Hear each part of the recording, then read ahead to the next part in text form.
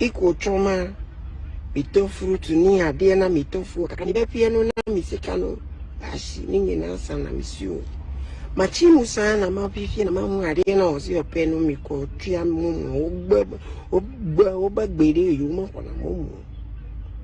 Anti no misika fuelo ashi. And then I'm Sambra, me could card, and me see out. Me to a dear no pen when I me fabaco can when I miss me fan. Oh, yeah. Me do on a me could tell dear no brandy from see, oh, for only me dear me see a better way walk up my. And I see you, fear back page of fear, but tell me see you as send me yesterday, crab bratty funas when me ampa. Of I sit no mammy, me dimmy come fashion me button or see a phone about fear. Fear receipt news not here to walk and see a wood here. You couldn't jig. If you Ariano, total before that 410. Ariamias Ariana 410. I think me Ariano D COVID-19 levy 1% 4.11. NHI levy 2.5% 10.28 Ghana cedi. NHI bebre ube hospital almost here cover fear tax ya mikia. Get fund levy level 2.5% 10.28 Ghana cedi. Akpavuado wiega. Akpavuado wiem. Nye chami ya wonu kwa ni VAT no 12.5%. Adi na mi ton yina ye poti VAT na mufa kaunu we 12.5%. 54.43 Ghana cedi. Afiamba adi na mi to 410.90 adani 490 asuso tanga na ko magble 500 Ghana cedi ma 500 ma fuele ma akpafwado makuna wafi na nyabade ewiem ople ba umia akple yeti to yeah,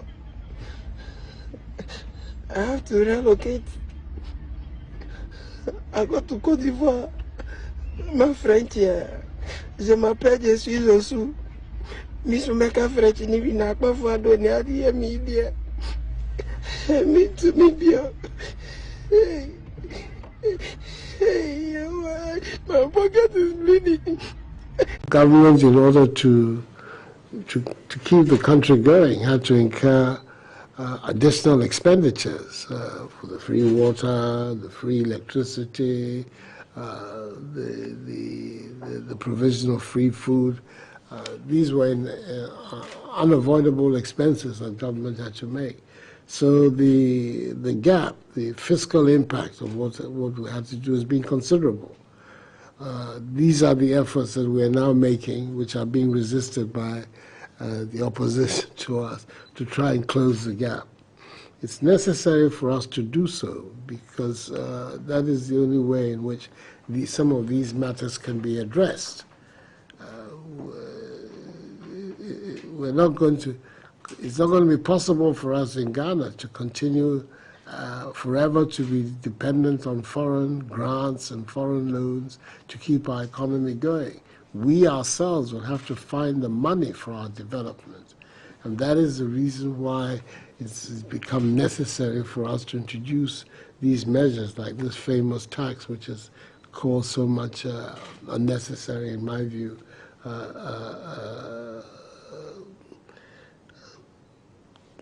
disputation. But nevertheless, we will continue. I'm determined to persevere, to make sure that we find the means to address some of the issues that you have got. It cannot be done other than through government. Government doesn't have any money on its own. It has money from the taxes of the people. That is the only way in which it raises money to be able to carry out its work as a government. But we will continue to work. Last night I've been talking, my voice is even going.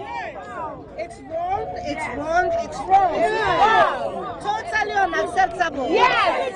Tax the drinks. When you are rich enough to buy all the drinks that you drink, tax those ones. Yes. And use that to grow the economy. Yes. Don't use You that. get our national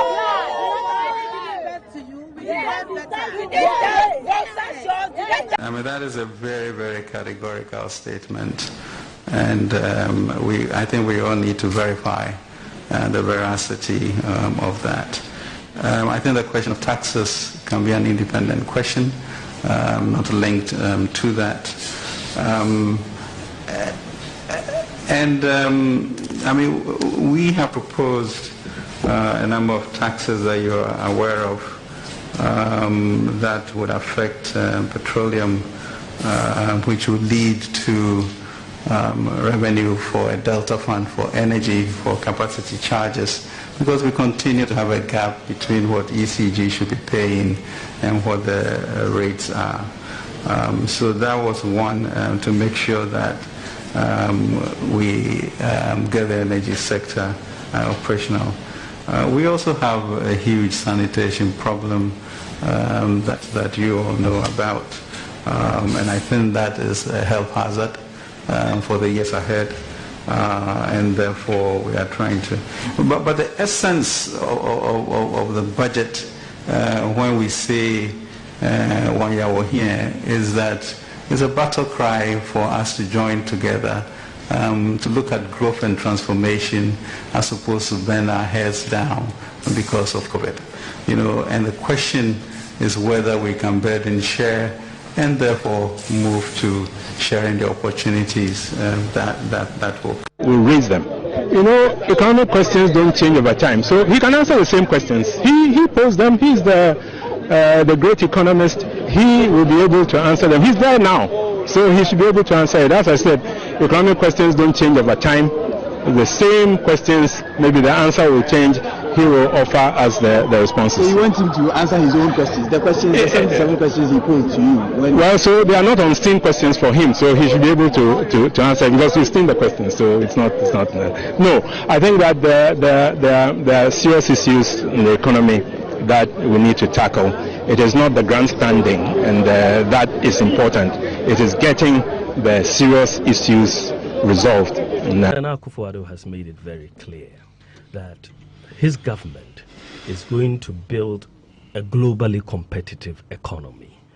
We have not really been thinking global, and this is what we need to do, that we have to understand that we are in competition with other countries, and investment moves from country to country, and we have to think global.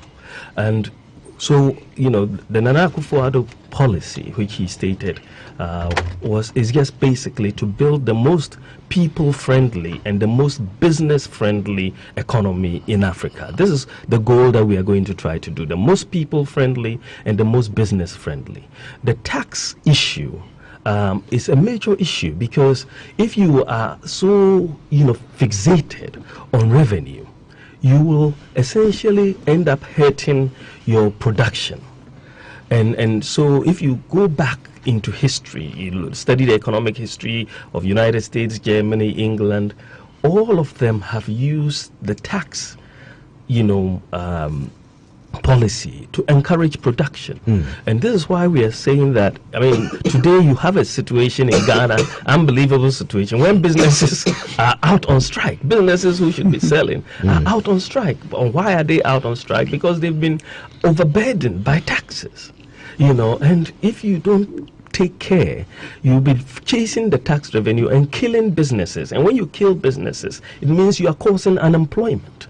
And so if you go back, this is why Nana Akufo-Addo is saying, we need to mobilize financial resources. So why are you going to be imposing VAT on financial services? It doesn't make sense in a country which has got a very large unbanked population, and we want people to bank. We will abolish that, he says. We will abolish import duty on all raw materials, because that has been a policy that will help production. Let the businesses produce. Let them make profit. And when they make profit and employ people, we will get income taxes and we will get corporate taxes. So you don't go ahead to kill the business. No, let them bring in the raw materials, let them produce. Then you will tax, at the end of the day. And I think that you have a government where you have cutlasses being taxed, condoms being taxed, and even savings. There was a 1% imposition on savings, which was later withdrawn. Investments, which was later. I mean, even to think about it it's been suspended. It's been suspended. But even to think about it. Oh, it's now abolished, is it? Okay. Yeah, but even to think about it, it just questions who are making these policies. But isn't it just another way?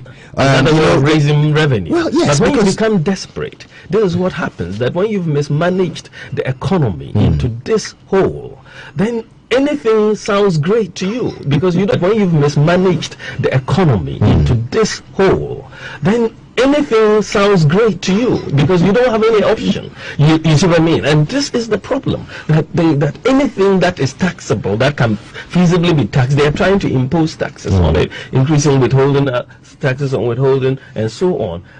All of these are hurting. They are hurting the economy. These taxes are hurting, and therefore you are not going to get the growth. And when you don't get the growth, you will not get the revenue. And when you don't get the revenue, you go back to increasing taxes to get the revenue, and then you are in a cyclical down. We don't have to borrow money from anywhere. Just to the various sections of the road, and we'll raise the money to do the roads in Ghana. We don't have to borrow money from anywhere. Just to the various sections of the road, and we'll raise the money to do the roads in Ghana. We'll establish all these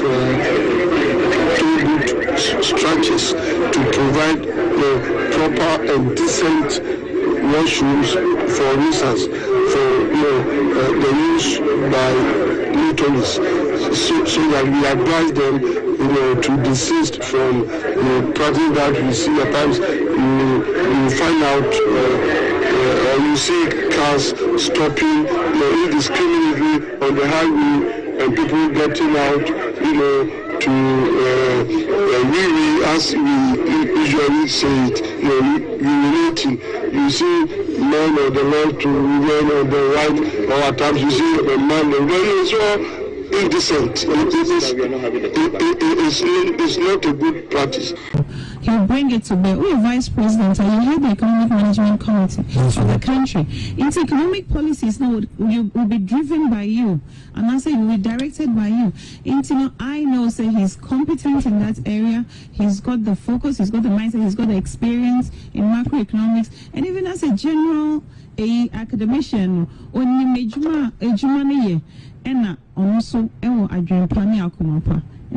People of Cape Coast, I have good news for you. We are building a new harbor in Cape Coast and a new airport in Cape Coast.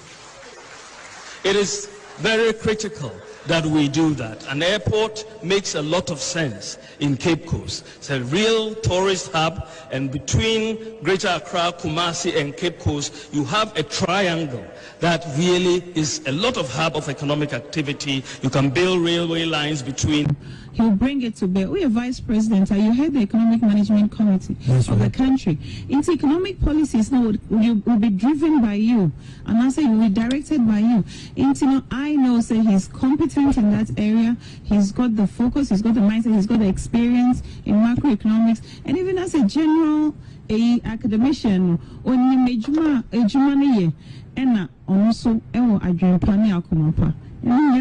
he'll bring it to bear. We are vice president, and you head the economic management committee of the country. Its economic policies now will be driven by you, and I say we believe in lower taxes as a government for industry, and we are working as aggressively with the GRA and to be cemented with the Standing Committee of the Mutual Prosperity Dialogue.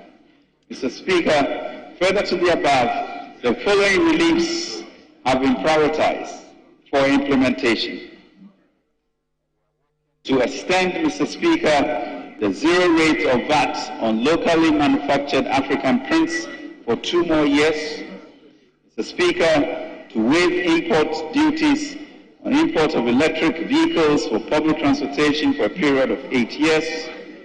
Mr. Speaker, to waive import duties on semi-knocked down and completely knocked down electric vehicles imported by registered EV assembly companies in Ghana for a period of 8 years. Mr. Speaker, to extend zero rate of VAT on locally assembled vehicles for 2 more years. Mr. Speaker, to zero rate VAT on locally produced sanitary pads. Mr. Speaker, to grant import duty waivers for raw materials for the local manufacture of sanitary pads. Mr. Speaker, to grant exemptions on the importation of agricultural machinery equipment and inputs and medical consumables, raw materials for the pharmaceuticals industry. Mr. Speaker, a VAT flat rate of 5% to replace the 15% standard VAT rate on all commercial properties will be introduced to simplify administration. Government has renegotiated the contract terms of the large general hospital project and will now be funded through the national budget.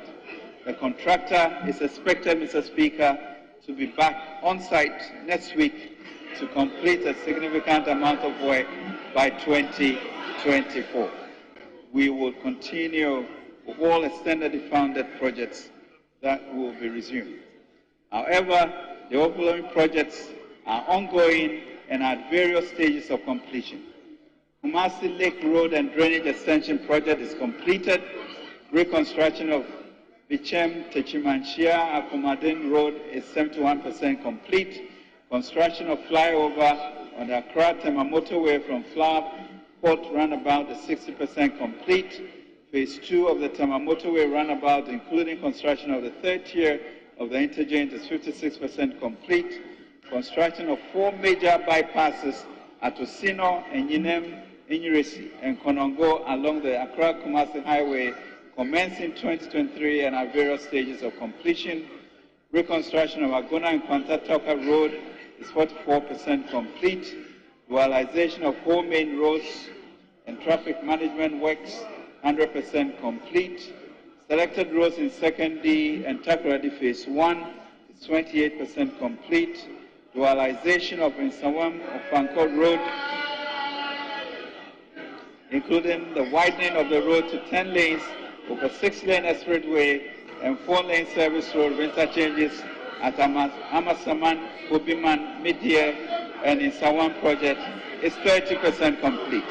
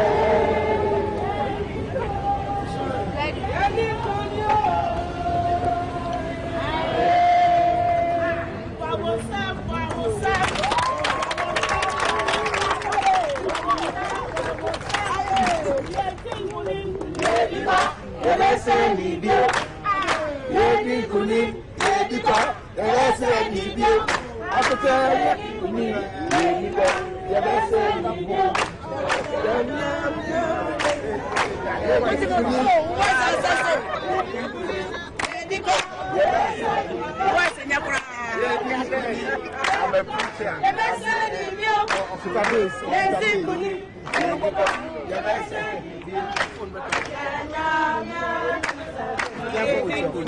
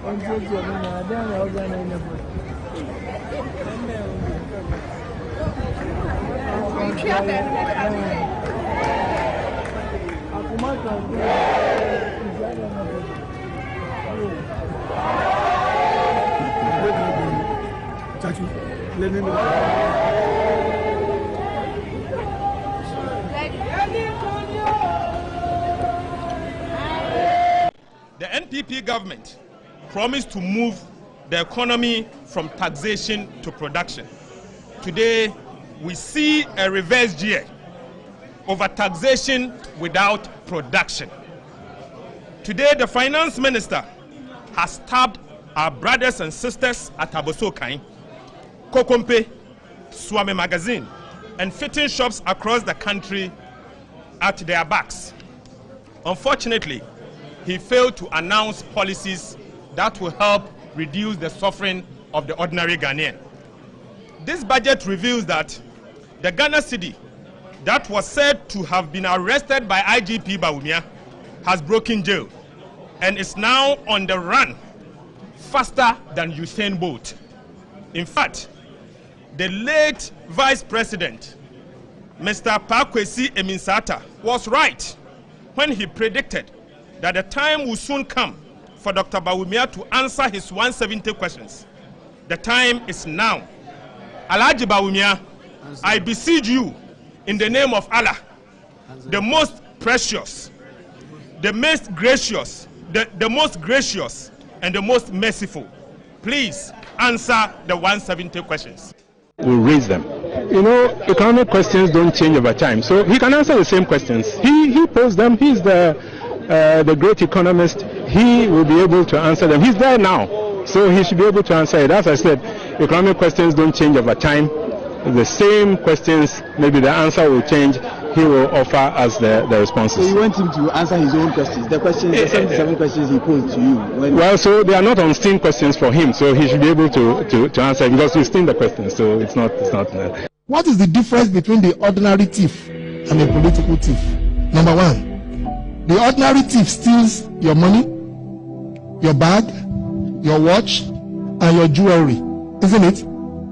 But the political thief steals your future, your career, your education, your health, and your business. Number two, the hilarious part is that the ordinary thief will choose whom to rob. But you are the one who choose the political thief to rob you. Because we choose them. We vote them. We blindly say we are not blind. Who is deceiving who?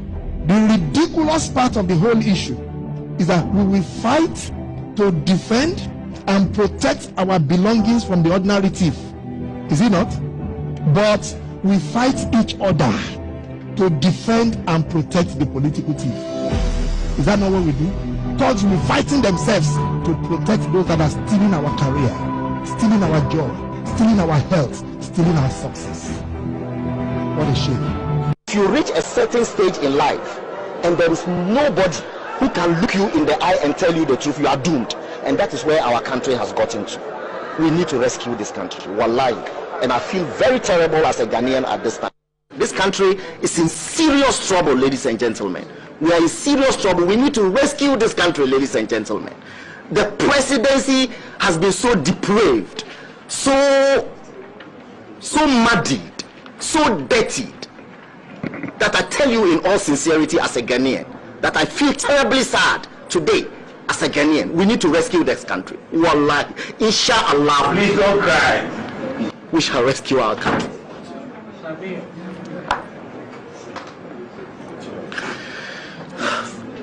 Government is broke, government is broke.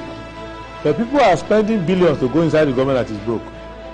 Have you ever seen a minister who resigned because government is broke before? Government has no money. Have you ever seen a governor who said, ladies and gentlemen, when I was elected, I thought the government had money. Now I discover government has no money, I resign. Have you ever seen it?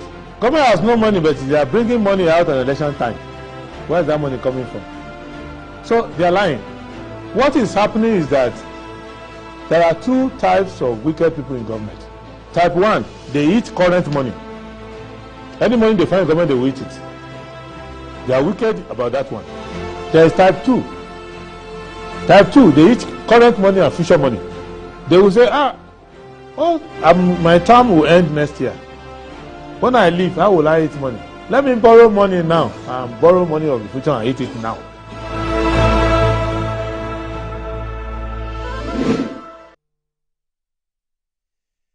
Well, so it's a good Friday morning. We say thank God it's Friday, and we are here in the studios of Good Morning Ghana. We are happy to be here this morning. Let me welcome you from wherever you're watching us. We are live from our studios here at Rage in Accra, and we are live also on DSTV channel 277. Thank you very much for tuning in. Today is a Friday. We hope you have a very good week and a good Friday as well, into a very good Friday and a very good weekend. My name is Kwasi Afie and I'm sitting in for Dr. Randy Abe. Let me quickly run you through the stories on the front pages of the newspapers, and I begin with that of the Daily Graphic. On the front page of the Daily Graphic, Saul votes in 2024 elections. Electoral Commission begins process. That's according to the Attorney General. And memorial mass held for Theresa Kufuor. Ahafuman wins STEM Novation competition, and JGSA launches 110th anniversary.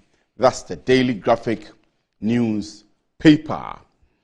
15 TV stations land in trouble. NMC vows to sanction them for offensive content. Government moves to support kidney transplantation locally at reduced cost. I am reading the stories on the front page of the Ghanaian Times currently. So you have Mr. George Sapon, who is the Executive Secretary of the NMC, here on the front page. Former First Lady Kufuor begins last journey home. Local international dignitaries attend pre-burial funeral rites in Accra. JGSA launches 110th and 10th anniversary celebration in Accra. And watch out, Sikaman Palava returns. That's the Ghanaian Times newspaper. The Daily Guide. Kufuor cries for Theresa as Ghana bids farewell. And Ashanti NPP clears 8 to contest orphan seats. Nigeria's First Lady is Paralympic patron. NDC fake codes plots exposed. Atoforsen closes case in €2.37 million ambulance trial. And that's the Daily Guide newspaper. The Weekend Crusading Guide. The new Weekend Crusading Guide. Government dithering, backpassing over Public Officers Conduct Act. That's according to Occupy Ghana. Public roast media general over divisive religious cartoon. You have Nana Akomia here on the front page of the New Weekend Crusading Guide. Busa DCE attacks fuel pump attendant for daring to demand payment. GPRTU Vice Chair installed head of Manche Ankara royal family. Intensify earthquake sensitization campaign. Deputy Lance Minister urges GGSA. Fare thee well, Abba. Adieu, my dearest love. Former President Kufuor's heartfelt tribute to Theresa. Deso donates to Pong Katamanso District. That's the New Weekend Crusading Guide. The insight. Pay us our money. Gold Coast customers tell Finance Minister after budget statement. And minority exposes government over Volivo Bridge project. Step down or face God's wrath of disgrace. Odifo Isaac to Dr. Baumia. And stop harassing us with your thugs. Kufu Krum chief tells Kwan's CEO. And Colombia joins Algeria in filing legal complaint against Israel in International Criminal Court. That's the inside newspaper. The Informer. Ghana's Nkunim budget to hit 1 trillion cedis in 2024, but minority and Guta disagree. Chief Justice thumbs up IGP for exceptional policing. The role of religion in major atrocities. Is it better to be a religious prostitute? Koku Anidohu asks. And Theresa Kufuor goes to Mecca. PK Amwabin's Scholars Program inaugurated to grow transformational leaders. And in this issue, NCC fights violence, says end result is detrimental to development. And that's the insight, the Informer newspaper. The Inquisitor. Napo eulogizes anti-Theresa as she journeys home. And feature JFK silent but loud and assertive NPP General Secretary. Upon Fusu Hills, Mahama's 24-hour economic policy, Dr. Nick Danso wins Entrepreneur of the Year again. And Egypt, Kudoto remembers Chifa Ativo. That's the Inquisitor newspaper. The Herald. Bantama seat raise turns Akufo-Addo and Ken Ejipon fights. Zuenis gives Seche Hughes bloody nose in first round. And ex-GBA boss outraged at Opuni's new trial judge again. Jubilee House soldiers, others arrested over robbery. Guns, cash, gold are retrieved. This is the Herald newspaper. The Daily Statesman. $50 million cranes commissioned as Phase 2 Temaport expansion project begins, and President opens Library Technology Hub at Bantama. Peace Council calls for end to politics of religion. NMC received 318 complaints of disturbing broadcast content, and Chief Justice urges police to protect judicial staff from attacks. This is the Daily Statesman newspaper. The Ghanaian Observer. Politicians who incite tribal religious sentiments have no message. That's according to the President, His Excellency Nana Addo Dankwa Akufo-Addo. State funeral held for late Theresa Kufuor and budget for stability, growth and roads. Ano Dompre Hills 2024 budget. 2024 budget again, government outlines tax reliefs to cushion Ghanaians. Reparations, a valid demand for justice, according to Akufo-Addo. And Angela Mensah Opoku, a trailblazer in Ghana's telecom sector, bids farewell. That's the Ghanaian Observer newspaper. The Finder. You left an unbridgeable void in my life. Ex-President Kufuor's poignant tribute to Theresa. And GOP enrolled 17,340 out-of-school children into schools. That's according to the Minister of Education. Ahafuman Senior High School is winner of 2023 STEM Innovation Competition. That's the Finder newspaper. The Daily Post. Daily Post. Mahama eulogizes former First Lady Theresa Kufuor at the burial service of the former First Lady. NDC slams NPP's cheap attempt to steal Mahama's 24-hour economic policy. No ordinary Ghanaian can boast about the achievements of the NPP. Nana Ya Jantwa says so. And youth group skeptical about government's new promise on abandoned La General Hospital. NDC condemns arrest of former toll booth workers. This is the Daily Post newspaper. And finally, the Catholic Standard. The Catholic Standard. Restore fruitfulness of the church, JCBC, and church state must collaborate on welfare of the youth. Review public procurement law to serve its purpose. African bishops in Nigeria to mark 50th anniversary of SEPACs and don't waver in faith. Nuncio to Catholics.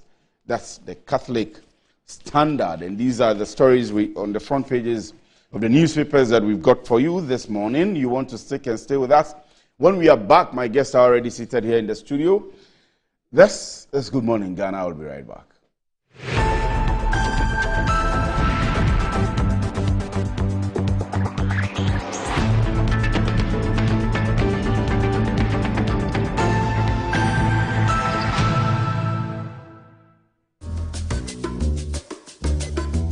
Fiscal is showing his boss the efficient new technology they've installed. She is pleased, but now she's asking, why is that still there? Fiscal explains that he hired a security guard to protect the data shed. The boss is not so pleased anymore. If you haven't upgraded to cloud storage yet, it's time to get business done better with MTN Business. Ready for something refreshing and great tasting? For your kids' enjoyment? Angel Cola!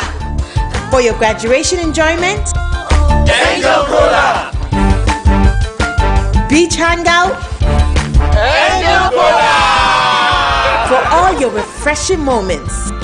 Angel Cola! For your parties, get-togethers, events, and celebrations, enjoy a chilled bottle of Angel Cola. Radio Grandma, today is your day. Over to you. Thank you. Enjoyment Cola. Angel Cola. The Enjoyment Cola. Enjoy all your moments and fun time with Angel Cola. This advert is FDA approved.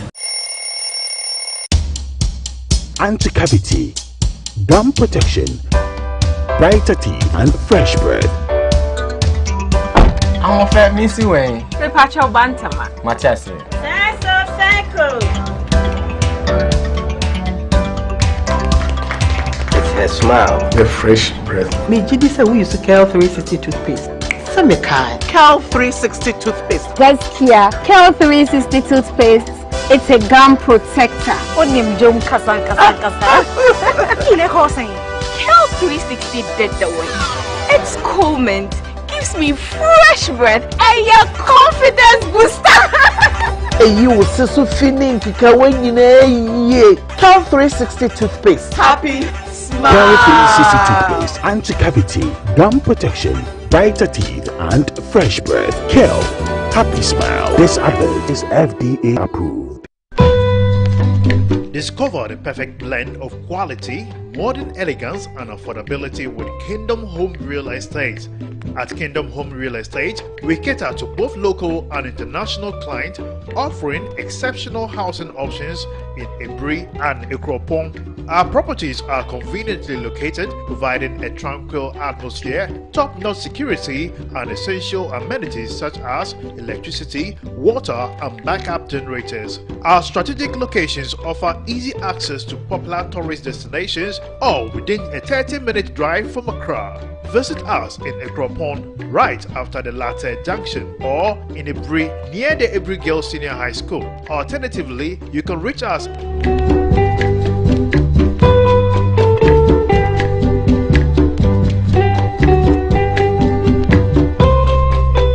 Kingdom Home Real Estate, where your dream home becomes a reality. Inside Black Star Press Limited, grow inside the invective minds, evolving concepts, and the creative trends. The printing press you need now. Witness the beauty, diversity, and natural wonder with our works. Inside Black Star Press Limited, in association with Lionhead Group of Companies. Call us now on 0200-880-000 for all your print works. Black Star Press Limited, a worldwide reputation for quality printing. Enjoy the fruits of your labor, they say. But as humans, aging and physical infirmity stands our way of enjoying our mansions and homes. It often becomes challenging, if not impossible, to use our stairways day in, day out. With portable American pneumatic vacuum elevators, PVs, you are assured of unlimited enjoyment of your mansions and homes. It's a self-supported elevator for vertical movement of humans and goods at homes and offices. The original comes in 3 custom-made models with wheelchair accessibility. Call it luxury, but it's a necessary imperative for vertical mobility. Do not let aging or infirmity limit you. Get one for your easy vertical mobility at home. It's affordable and can be installed in just 3 days without modification to your existing building. It's however easier to incorporate it at the construction stage. We also have traditional Fuji elevators and escalators for your high-rise buildings and malls. Visit Lifts and Elevators Company Limited at Sakumono for your elevators nationwide. For free consultation to call or WhatsApp us on 0200-535-515. Lifts and Elevators, the elevator people. Everybody knows Acrobato. And if you know Acrobato, it means you know Endpoint Homeopathic Clinic. Endpoint Homeopathic Clinic is my pillar. Let's hear what others are saying about Endpoint Homeopathic Clinic. Who will be careful Endpoint one? Chesena me ankasa me period no say problems wom ntina ma wo ho idea ma me papa chesena nya asem ketewa na me coin point no mo hwe me modem no mo hwe bibia na so mo medu me fire no ene ma won kra me nu kofo kwa na mkwan mu a eba and everything yourself me ma me no adwodwo eda ho a wontumi nante ene ne ko endpoint o mama nu nura ene ne wan idea watimi asori anante. That's endpoint for you. Hello. Hey, Oshisho what che? Okay. A free bra would the endpoint what dance. I'm the choir no. Me just say my name Koye and person my name nyina and imagine Sabema. Na me be here for there. The one nyina Jaresa. You heard everything. I have secret. Endpoint is my secret. Endpoint Homeopathic Clinic. I'm free. Customer. Nana nada bena minka me trapa papa. Me try 10 Ghana. 10 Ghana cedis. Na no dia send na obenya. 10 Ghana cedis no. Me dia 54,000 Ghana cedis. 54,000. 540 million. Yeah, the one na me ka me die hu skase. Yeah. Ene na giga dey tena we. Tena wa boki. Draw no na asase no. Mami nye volume.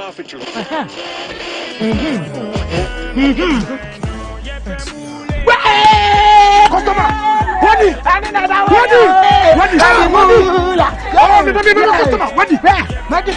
of our daily lucky winners. Dial *946# to play now. Or you can also play online at www.gamepackgames.com. Game Park is regulated by the National Lottery Authority.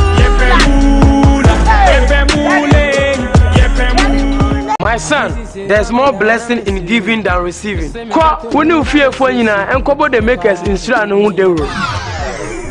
The pneumatological abrasion of the Lord revealed unto me this night that me and my household should go out into the world and bless the world. Makers Electronics Company Limited. Up to 67% discount. Our selected appliances. This is what I call quintessential immaculatability. The Makers Electronics Company Limited. Taifa Burkina Highway. Amasama Zongo Junction. Edike Pharmacy Dining. Oyer Fateman Boga Junction. Ashaman Valco Flat. Kumasi. Ahinema Kokobin. Asafubuachi Hospital Junction. Sakrani. Number 9 Market. Tell mom and dad about the Makers Blessing Attack program from 0552 222 253 and 0552 222 254. Terms and conditions apply. The 7th edition of the prestigious Ghana Energy Awards is here. Theme: Ghana's Energy Transition Framework, Sector Institutions as Building Blocks for the 2030 to 2040 targets. Happening live on Friday, 17 November at the Labadi Beach Hotel, 6:30 p.m. Special guest of honor is His Excellency Nana Addo Dankwa Akufo-Addo, President of the Republic of Ghana. For tickets, sponsorship, or enquiries, call 030-394-0300 or 055-930-0631. Endorsement, validation, industry partners, media partners. Ghana Energy Awards, 7 years of redefining excellence.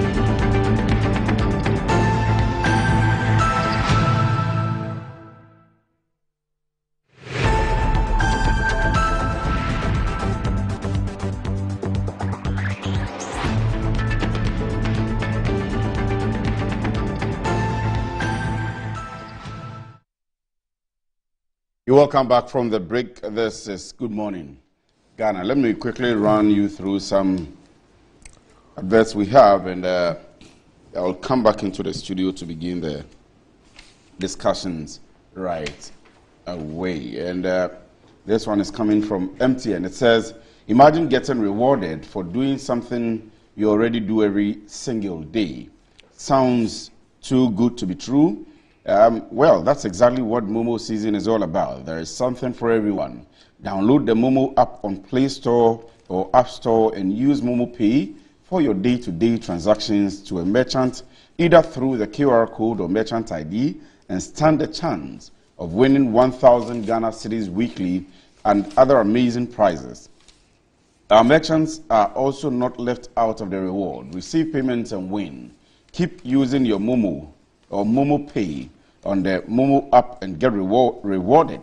There are lots and lots of exciting prizes for everyone. So what are we doing today? Transact more with Momo Pay, earn more points, and win big this Momo season. Visit momomerchantapplication.com or .mtn.com.gh for your Momo for business account today. It's Momo season, so just Momo it with Momo Pay. Terms and conditions apply. Brushing your kids' teeth sometimes become difficult due to resistance because of the taste of the toothpaste available to them. Use Kids toothpaste flavored with strawberry that gives a perfect taste of kids and makes them develop a personal attitude and love for brushing their teeth always. Kids toothpaste protects child's gum, prevents cavities, and makes the teeth strong and healthy with freshness all day. Kids toothpaste is recommended for children between 2 to 6 years old. A product from Samara Company Limited, produces Osaso, and is approved by the Food and Drugs Authority, FDA. Kids, happy smile. Enjoying the fruits of your labor is as important as enjoying the mansions of your labor. The pains of climbing stairs when not exercising could be challenging for all ages. But worry no more. Lifts and elevators have got you covered with the best portable American pneumatic vacuum elevators on the market today. It is a simple self-supported elevator for both homes and offices, and guess what? It can lift your goods too. Wheelchairs can fit in, and they come in 3 custom-made models. It is affordable and can be installed within 3 days. Visit Lifts and Elevators at Sakumona or just call them on 020-535-515 or send a mail to elevators@gmail.com for consultations and the best solutions in easy vertical movements. You know, when it comes to our health, God is our healer, but he does the healing through humans. And one way to cure ailments is through alternative medicine. And this is what Amen Alternative Medical Hospital does. It is one of the best alternative medicine hospitals in Ghana today. For all your health consultations, counseling, physiotherapy, and homeopathic medicine, Amen Alternative Medicine Hospital has the best for you. Amen Alternative Medical Hospital is the first to modernize herbal and homeopathy medicine in Ghana. They have the best medical practitioners from KNUST with a state-of-the-art medical equipment curated for your need. The most obscure ailments can be diagnosed and taken care of. We are at Klagon on the Lashibi Ashaman Road near the Underbridge from Monday to Saturday, 7 a.m. to 5 p.m., Sundays, 11 a.m.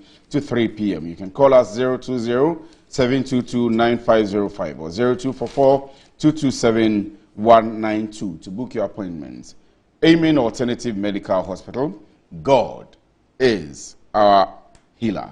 And I'll come back to this maybe after the first break. Let me introduce to you my guest in the studio. I'll begin from my immediate left, and he is the Managing Director of the State Transport Company. And just in our discussions this morning, someone was saying that he's being tipped to be the Vice President to Dr. Mahmoud Baumia, who is a flag bearer of the New Patriotic Party. Nana Akomia is the Managing Director of the STC. Nana, good morning. Thank you. Good morning, Chrissy. I hope you're doing very well. I am good. Thank you. You're great.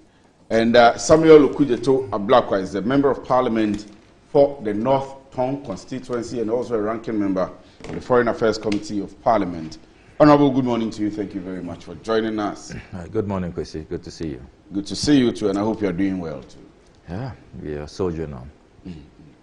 I'll begin with you and I'll go straight to the discussions for the morning. But we'll begin from the spillage in your area, not just your constituency, but the entire area. And you have received some good news from the budget reading by the Honorable Minister of Finance, Ken Ofori-Atta, 2 days ago. And I'm sure you're happy about it. 220 million Ghana cedis.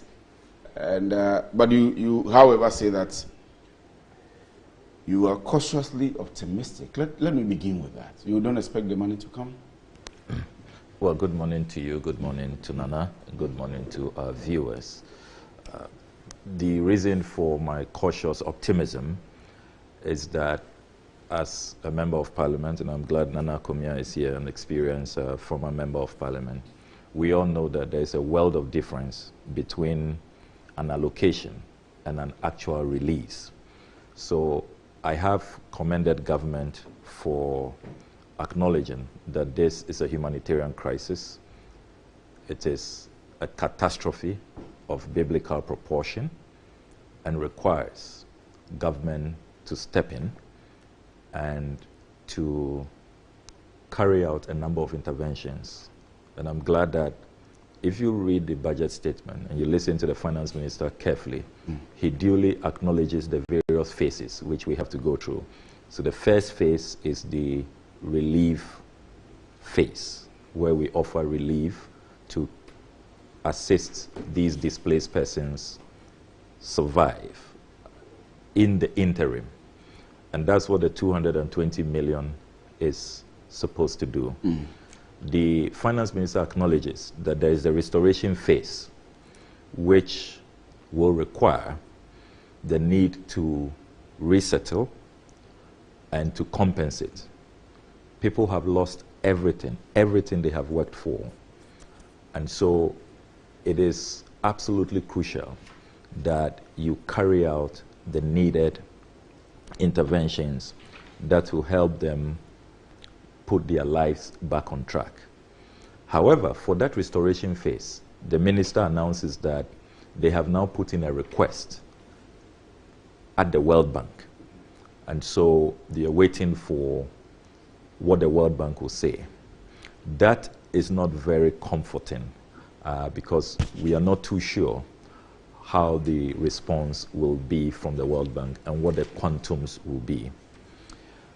I remain cautiously optimistic because there are times that beautiful projections have been made, nice allocations have been made. For example, the Keta Sea Defense Project, for example. There was an allocation in the budget. There was a promise to build the Keta Sea Defense Wall. As we speak, we are still waiting for that Keta Sea Defense project to materialize. Then remember that there's also the Pualugu Dam project, which the president cut short for, which was supposed to be a legacy project, his biggest intervention. And indeed, if you really look at it, if that Pualugu Dam had been constructed, it would have helped to absorb a lot of the water upstream, so that those of us downstream in the lower Volta Basin will have been. That project is yet to take off, despite bold, projections in the budget. So, in as much as we the government awareness and the attempt to allocate, we are cautiously optimistic because of the track record and the history of this Akufo-Addo Bawumia administration. And we hope that they will look at human lives in this particular instance, because the tragedy that has befallen us. And let me take a moment, Akwesi, to go through some important numbers.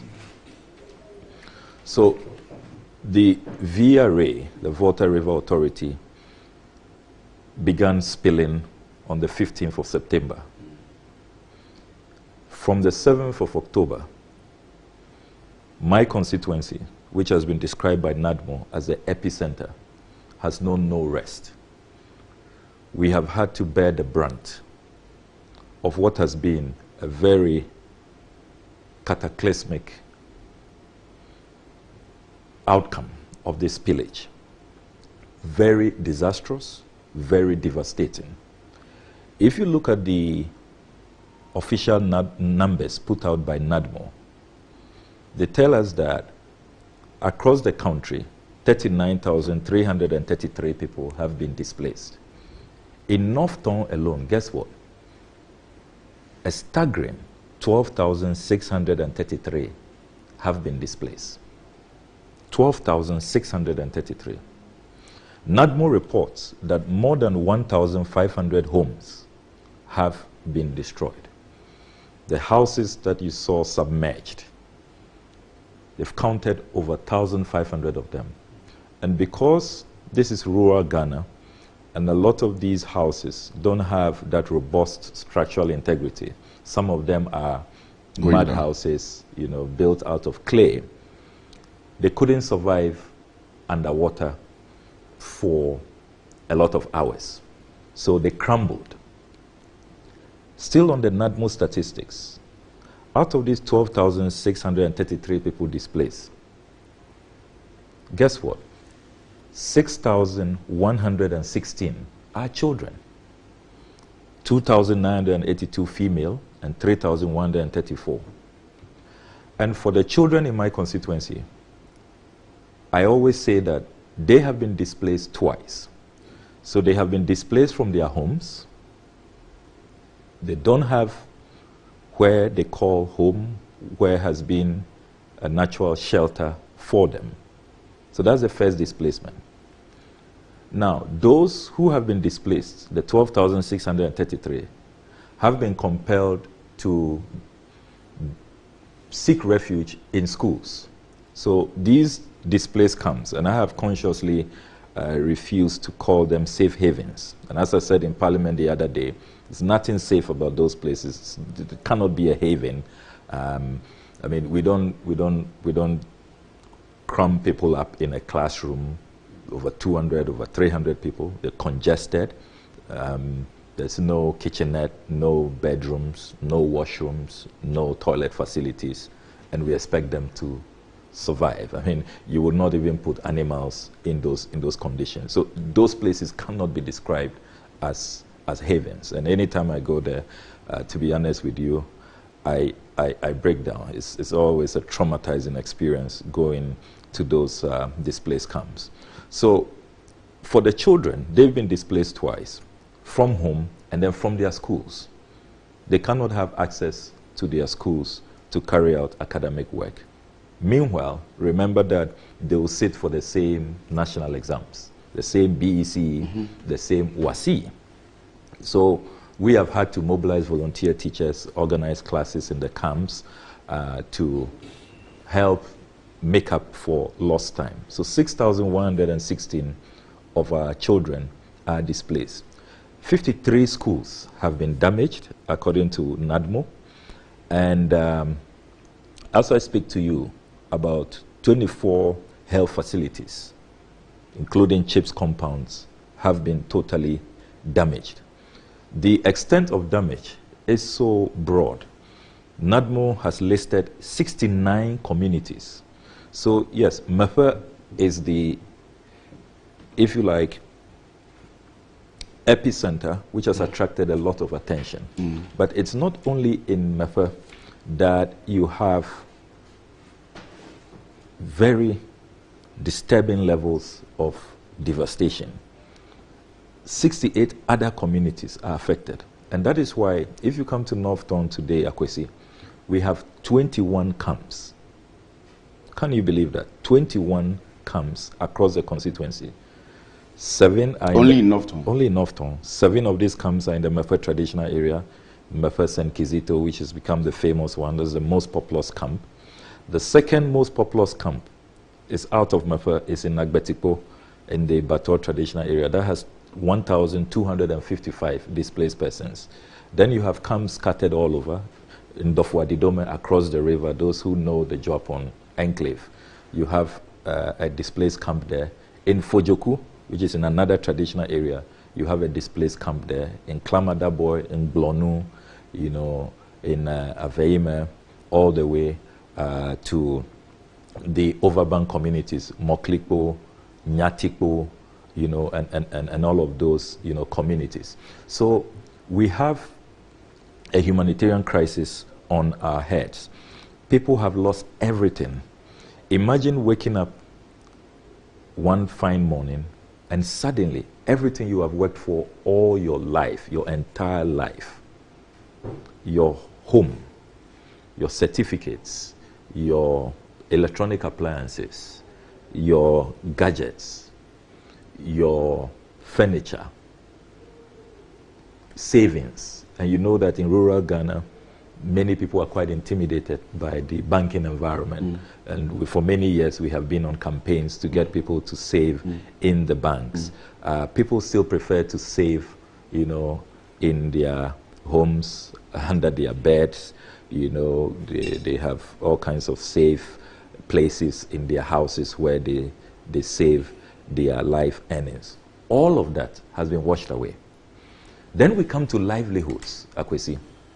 As we speak, all the fish cages are gone. You know, there's a lot of fish farming, and it's a culture that we really caught up with and has become very, very, you know, attractive, particularly for young people. There are many young people who have managed to raise capital. Some have gone for loans. And I recall a couple of years ago, we even brought in CSIR to help, you know, coach our young people, you know, teach them the rudiments of fish farming, how to secure the fingerlings, the best fingerlings to get, and all of that. So there's a whole aquaculture, you know, that has flourished on that part of the country. All those investments are gone. Not a single fish cage survived, not one. All of them are gone. So imagine the millions, the billions that have been lost. Then farms. Our people are largely farmers. You know that even when you read Kwame Nkrumah's 7-year development plan, that enclave was supposed to serve as a breadbasket for Ghana and West Africa. All the farms are gone. Rice farmers, you know, Aveime rice, very famous across the country for the quality of their rice and all of that. Will you believe that as I speak to you, rice farming has totally come to a halt because the irrigation pumps for rice farming, they were all submerged. They've all been damaged. All the pumps are gone. So there's no rice farming going on as I speak to you. And so all the investments we had made, you recall that not too long ago, I bought combined harvesters for the rice farmers. We've been supporting them, creating cooperatives, doing a lot of training and all of that. It's all gone. It's all, been washed away by these flood waters. So we have a huge catastrophe that we are grappling with. And if you see the extent of the damage, the entire villages that are gone, I mean, Mefe will never be the same. It's going to take us decades to reconstruct Mefe. The houses, the churches, and I recall recently when the Methodist Church visited, they had to go visit some of their churches, assess some of their churches that are totally gone. Same for the Assemblies of God church. When they visited, they had to go assess damage. So there's every sector of our country that has been affected. And I don't know how long it's going to take us. It's going to be very, very long to rebuild. It's going to take a concerted effort to have all of these communities reconstructed, rebuild our schools, rebuild our health facilities. The damage is really dire. And beyond Mefe, you take a community like Siko. Siko is totally gone. When the EP Church visited, the General Secretary, who hails from Siko, says that, look, I don't have any hometown any longer. When I point my grandchildren to Siko, all they'll see is bare land. He was left in total shock at the level of ruin, that the VRA-induced floods had caused. So we need to really come to terms with what we are grappling with. I don't think that a lot of people have looked at the enormity of the situation. Look, it's going to have an effect on food security, because that enclave, its breadbasket, food inflation, which already is at an all-time high, is going to get worse because of this situation. You're seeing a lot of farmers who could not even, salvage their farms or do an early harvest because of the lack of notice. So we're going to have serious challenges with food security. Public health is going to be affected. Already when we brought in doctors from the GMA, they told us about, cholera cases, typhoid cases, all kinds of respiratory diseases that are on the rise. If these diseases are not contained and they spread, we are all at risk, no matter where you are in Ghana. So there are public health dimensions about this matter. Then in terms of potable water, remember that in that enclave you have the Pond Dam and a lot of the water that we depend on, even in the capital. You can trace its source from our enclave. So even in terms of potable water, and I'm not surprised that Ghana Water Company had to cut water supply and do a general reassessment of the safety of the water that they process. So there are so many dimensions of this to this disaster. Yeah. You have even the implications for the workforce. A lot of teachers were affected, been dislodged. A lot of nurses have been displaced. They had to run out of the constituency. We are now trying to introduce interventions to get them to come back. So there's so many dimensions to this disaster. And it is important in this discussion to bring to the fore the VRA's conduct in this whole matter. This is a man-made disaster. We have to be clear about it. Because it is human beings who decided that on this day, on this date, we are going to open the floodgates. This is human beings who decided. I mean, the floodgates did not open by themselves. There was no force majeure.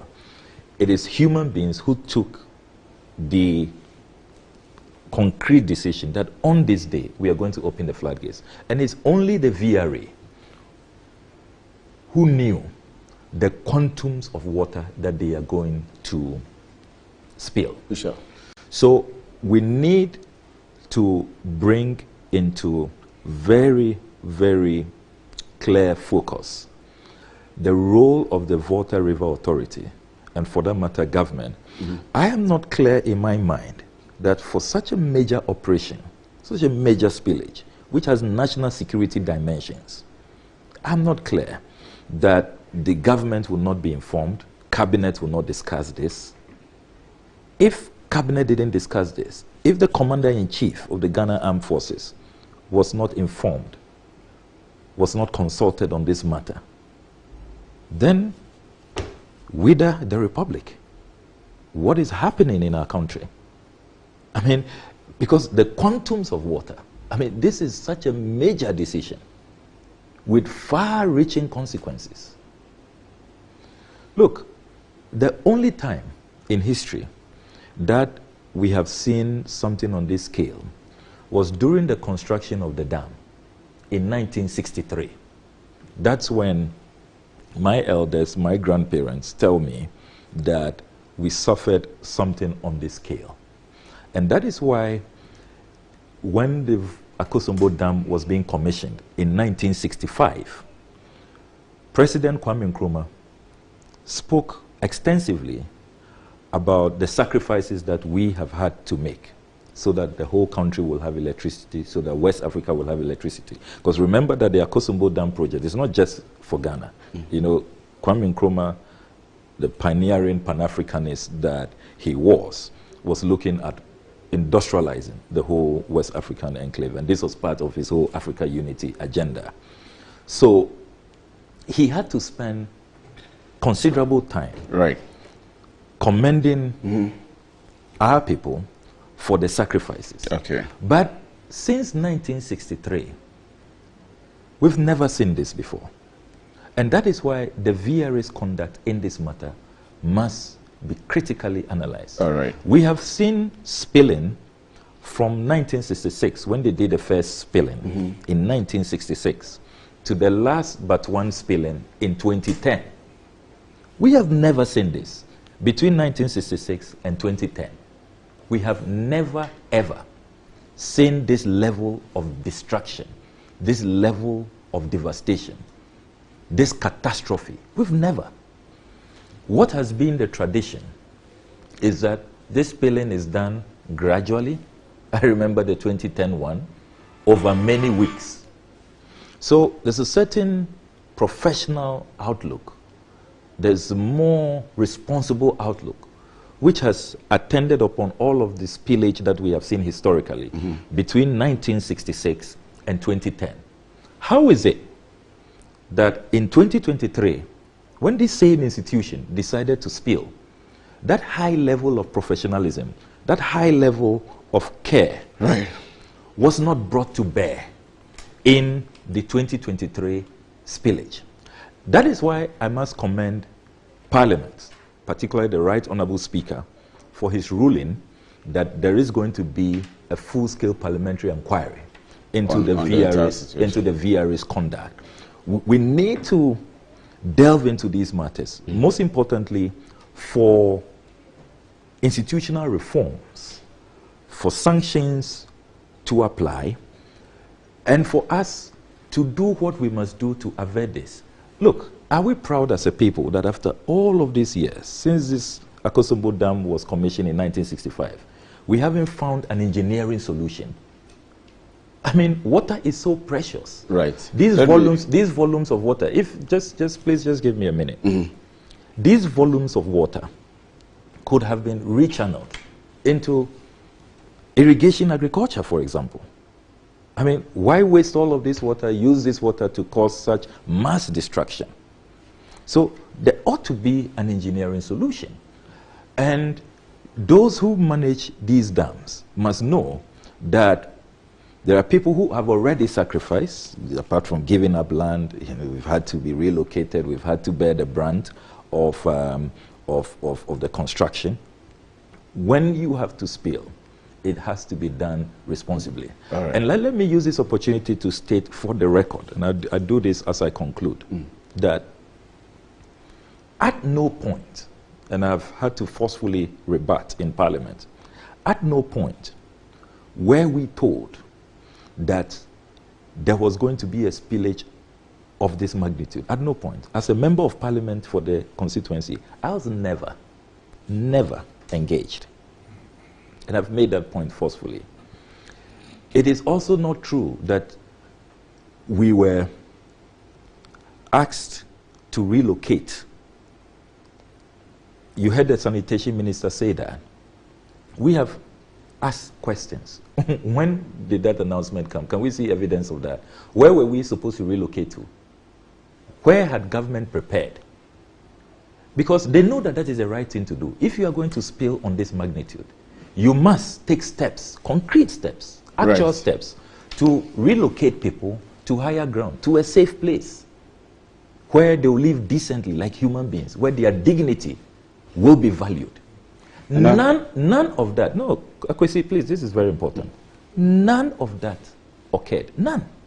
Nothing of the sort. So we've had such a bad deal. My people have been treated with utter contempt. Their rights, their dignity have been violated with utter impunity.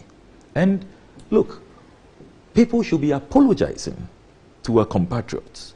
People should even by now be resigning. I'm surprised that nobody has resigned from the VRA.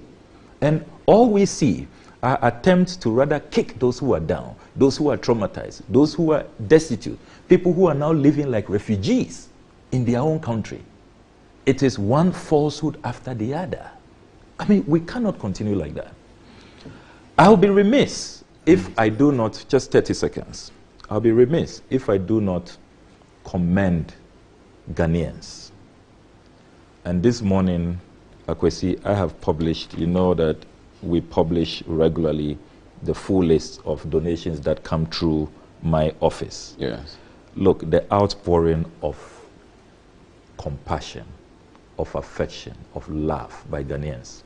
Will you believe, Akwesi, that by close of yesterday, as many as 157 organizations and individuals have donated through my office, the MP's office. That's the list we have on That is the list on the screen. And I deliberately made this list available so that we can thank them. I mean, former President Mahama, the current Speaker, Bagbin, former Speaker Doa Jaho, Professor Nana Jopoko Ajiman, Ibrahim Mahama has been phenomenal, you know, helping us to dredge the stagnant waters. Mawum's construction, this has been exceptional, helping us to, you know, reconstruct roads that were cut off, so now we can send relief items to the various camps. First Sky Group, the First Sky Group has been phenomenal. They are helping us to reconstruct houses.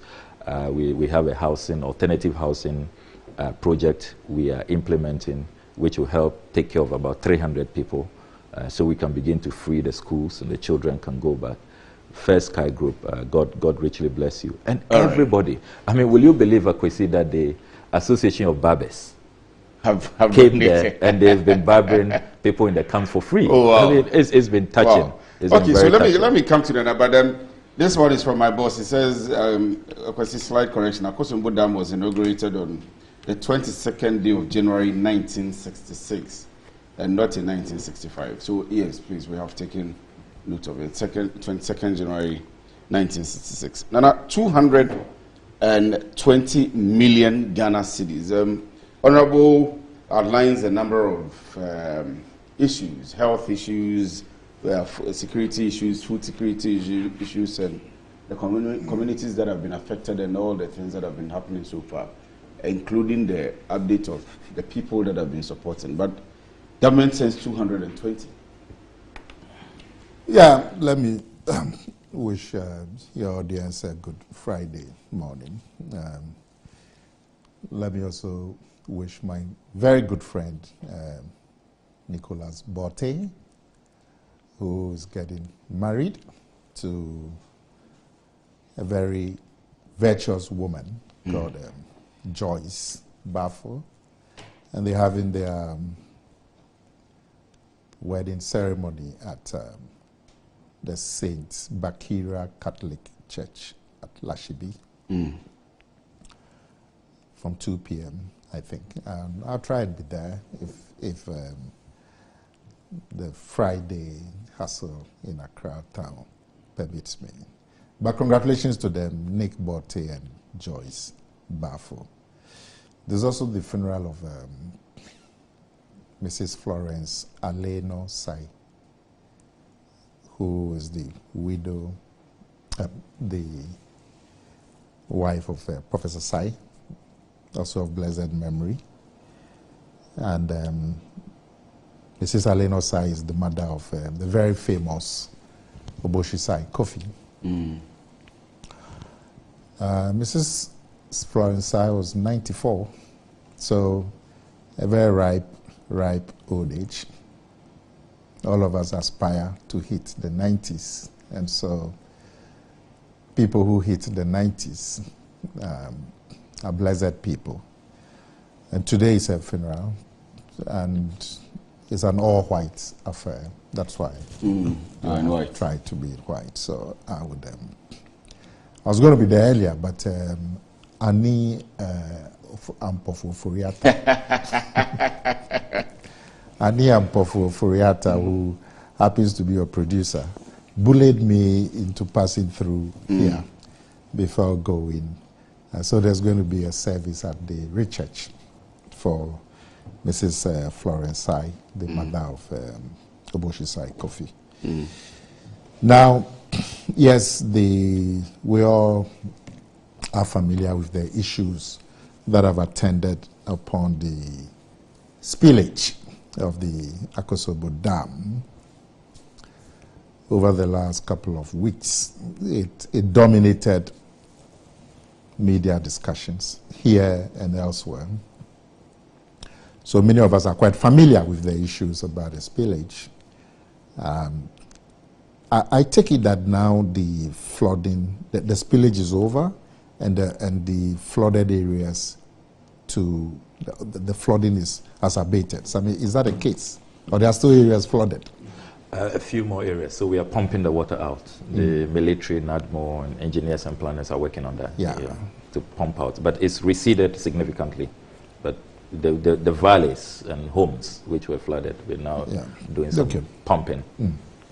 So at least it's safe to conclude that we have passed the crisis, and we are at the phase of rehabilitation,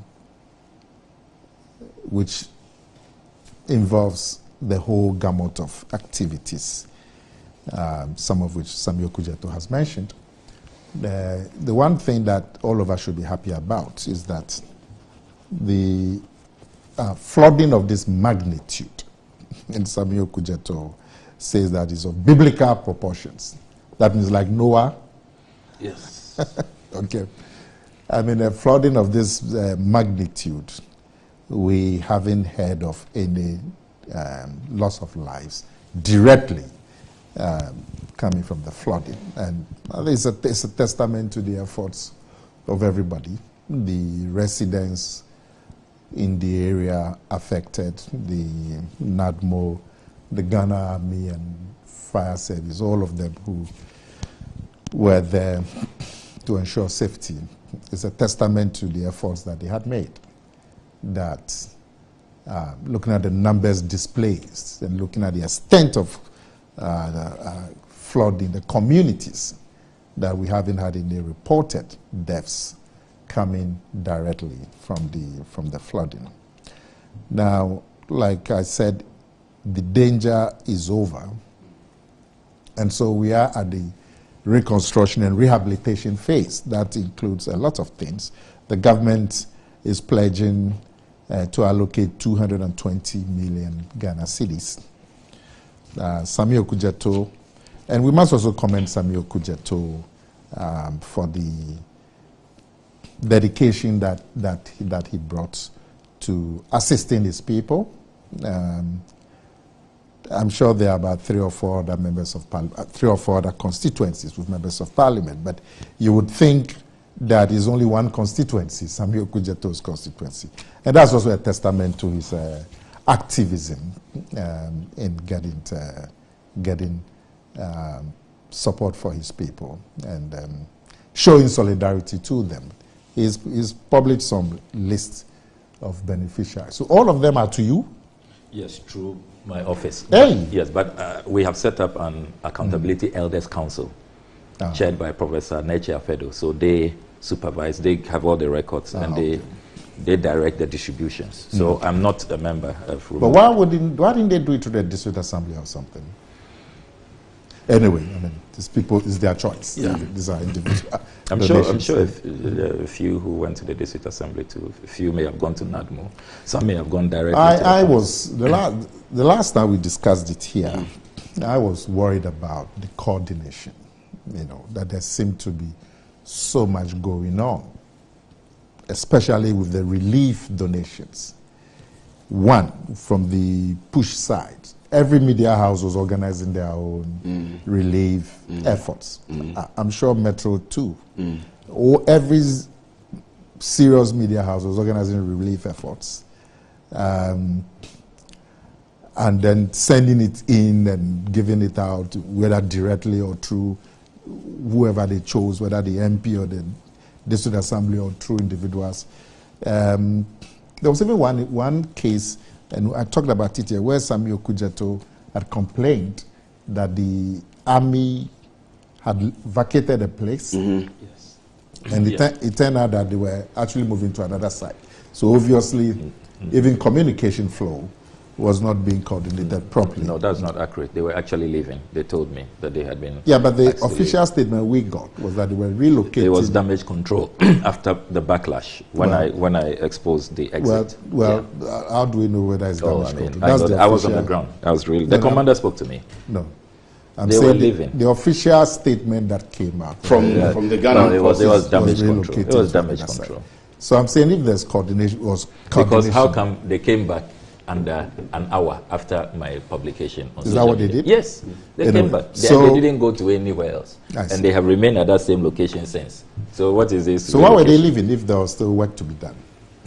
You should ask those who were in charge. Those in charge said they moved to another place. Oh no. Anyway, so it's a damage control. We were looking at coordination on the ground. Even the relief, the administration of the relief program needed to be coordinated, and everybody seemed to be running over each other and doing parallel work. I'm hoping that now that the danger is over, things will be calmer and more coordinated, maybe because of the exigency of the situation. Everybody was running around to see what they can do. Now the government says they've allocated 220 million. Like Kujeto is saying, allocation does not always translate into disbursement. And there have been several budget after budget where allocations have been made, projects have been announced, and depending on the inflows and so on. But I'm hoping that the government will prioritize. This is an emergency. This is the government disaster. Yes, this is a big humanitarian situation. So this allocation will be prioritized and the funding made available. The minister, I'm looking at the Daily Graphic report, the Minister of Finance said that, I'm quoting, they have requested funding from the World Bank under the IDA crisis response window to support the resettlement of the victims, to restore livelihoods, compensation and reconstruction of infrastructure and all that. I also think that the goodwill of Ghanaians should be tapped into. That even though the immediate danger seems to be over, there is still a lot of goodwill, and the government, as part of the official efforts to secure funding, should be looking at fundraising, internal fundraising, that some permanent secretariat should be set up to solicit and organize fundraising by showing Ghanaians what is happening on the ground, the work that has to be done. It would still trigger a lot of support from Ghanaians. There are still many people and organizations who haven't donated or given support. And if there's some secretariat set up, I'm sure there'll be a lot more donations coming in to augment whatever the government would be able to raise. Yes, there are issues. There will be issues about education. Some you could talk about it. Many of the school blocks are being used as temporary shelters, so children cannot go to school. Some there has to be some policy as to what to do to let them catch up so they don't lose out. There'll be severe health issues, fumigation, cleaning, restoration of livelihoods, which means occupations have to be restored, farms that have been destroyed. Somebody could talk about the fishing in the cages, what do you call it? Fish farming. The fish farming efforts. Even the high end, the resorts. That area, a lot of people have taken advantage of the vast amount of water to set up resorts on the banks of the river. And they've also lost a lot. And they too should be considered in all of that. So there's a lot of work. The ministerial team set up literally the entire cabinet, about 14 or so key ministries who would have to deal with all the various aspects needed to ensure that rehabilitation is done to the best level that we can. Samuel Kujato believes that the VNRA did not do well. I suspect the VNRA was overwhelmed with the volume of water. Like Sami said, the last time something like this happened. Actually, I heard that the last time something like this happened, the dam was completed in 1966. Yeah. The last time this happened was in 1968 or so. No, 63, during the construction of the dam. Yeah, but then that one could not have been due to spillage. Yes. But I'm saying after the dam was completed, anything that happens before the dam is just regular rainfall. But this spillage, as we know it, of this magnitude was about 1960. I mean, look at the time, because there have been various periods of spillage.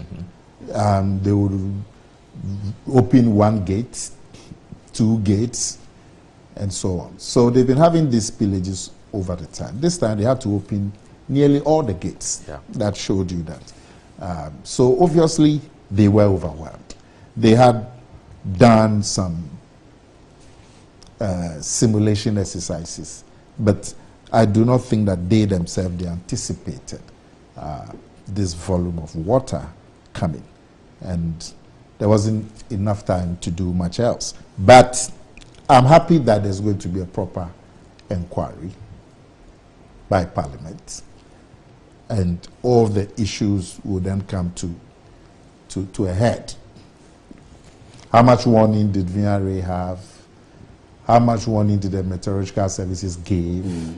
How much sensitization went on? How much simulation went on? Sami says that he wasn't aware of any simulation.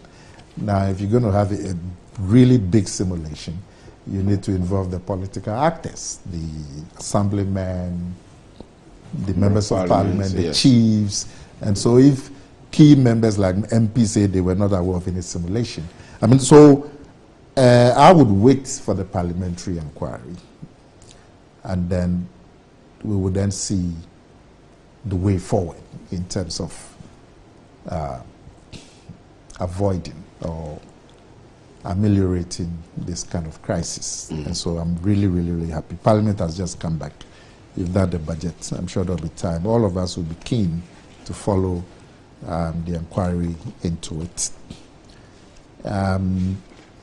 Sami talked about engineering solution.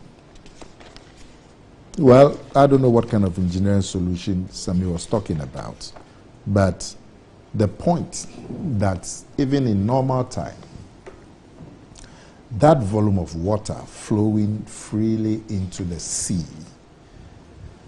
And this is probably the biggest, this is the biggest river in the country. Yeah. And one of the biggest in West Africa. And that volume of water, anytime you drive, many of us who don't come from the Volta region, the only time we have some contact with the water is when we're driving on the Sogakope Bridge. And when you're driving on that bridge and you see the span of the river, the natural river, because after the dam, after Kosovo, it becomes the natural river. And you see the size, and we have all these rivers in our hometowns. In my area in Achimbe Buakwa, there's this Achimbe Buakwa is the nickname for Achimbe Buakwa is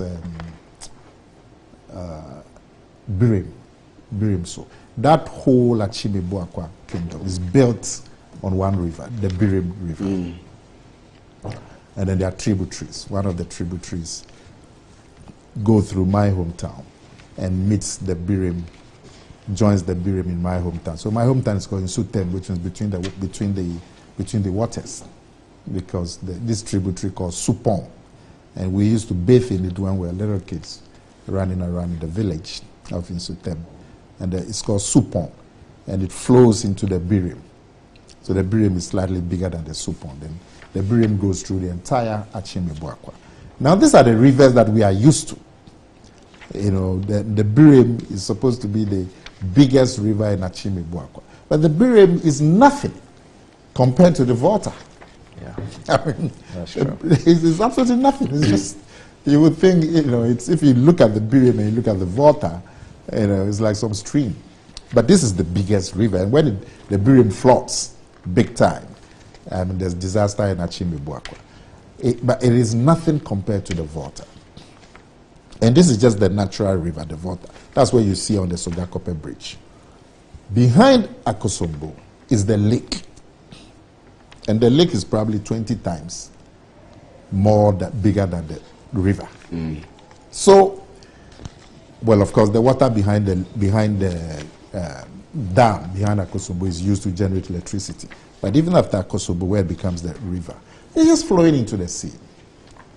And the potential for drinking water. I'm sure there are many communities in that area which do not have drinking water, treated drinking water. And this is such a huge river. And all we need to do is put pumps and equipment on the water to generate clean water for it's a shame that there are communities there right next to the water who don't have good drinking water. There's a pipe-borne water. And also there's the Accra Plains, the vast Accra Plains, stretching for kilometers.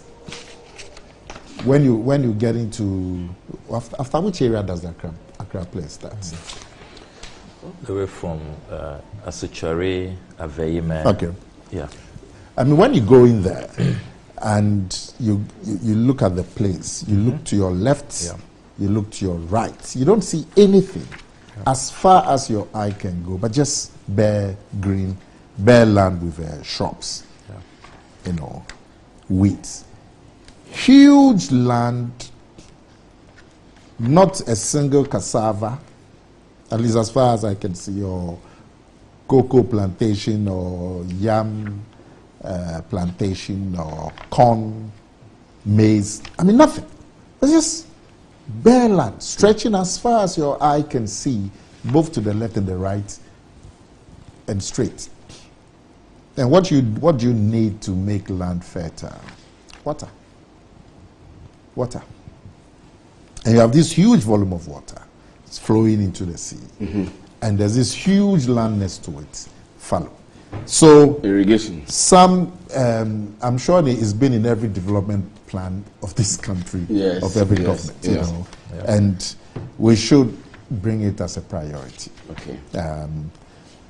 If there are also some engineering solution that can relieve the spillage, well, it should be considered. But what comes to my mind immediately is the use of the water that, as we speak, is just flowing into the.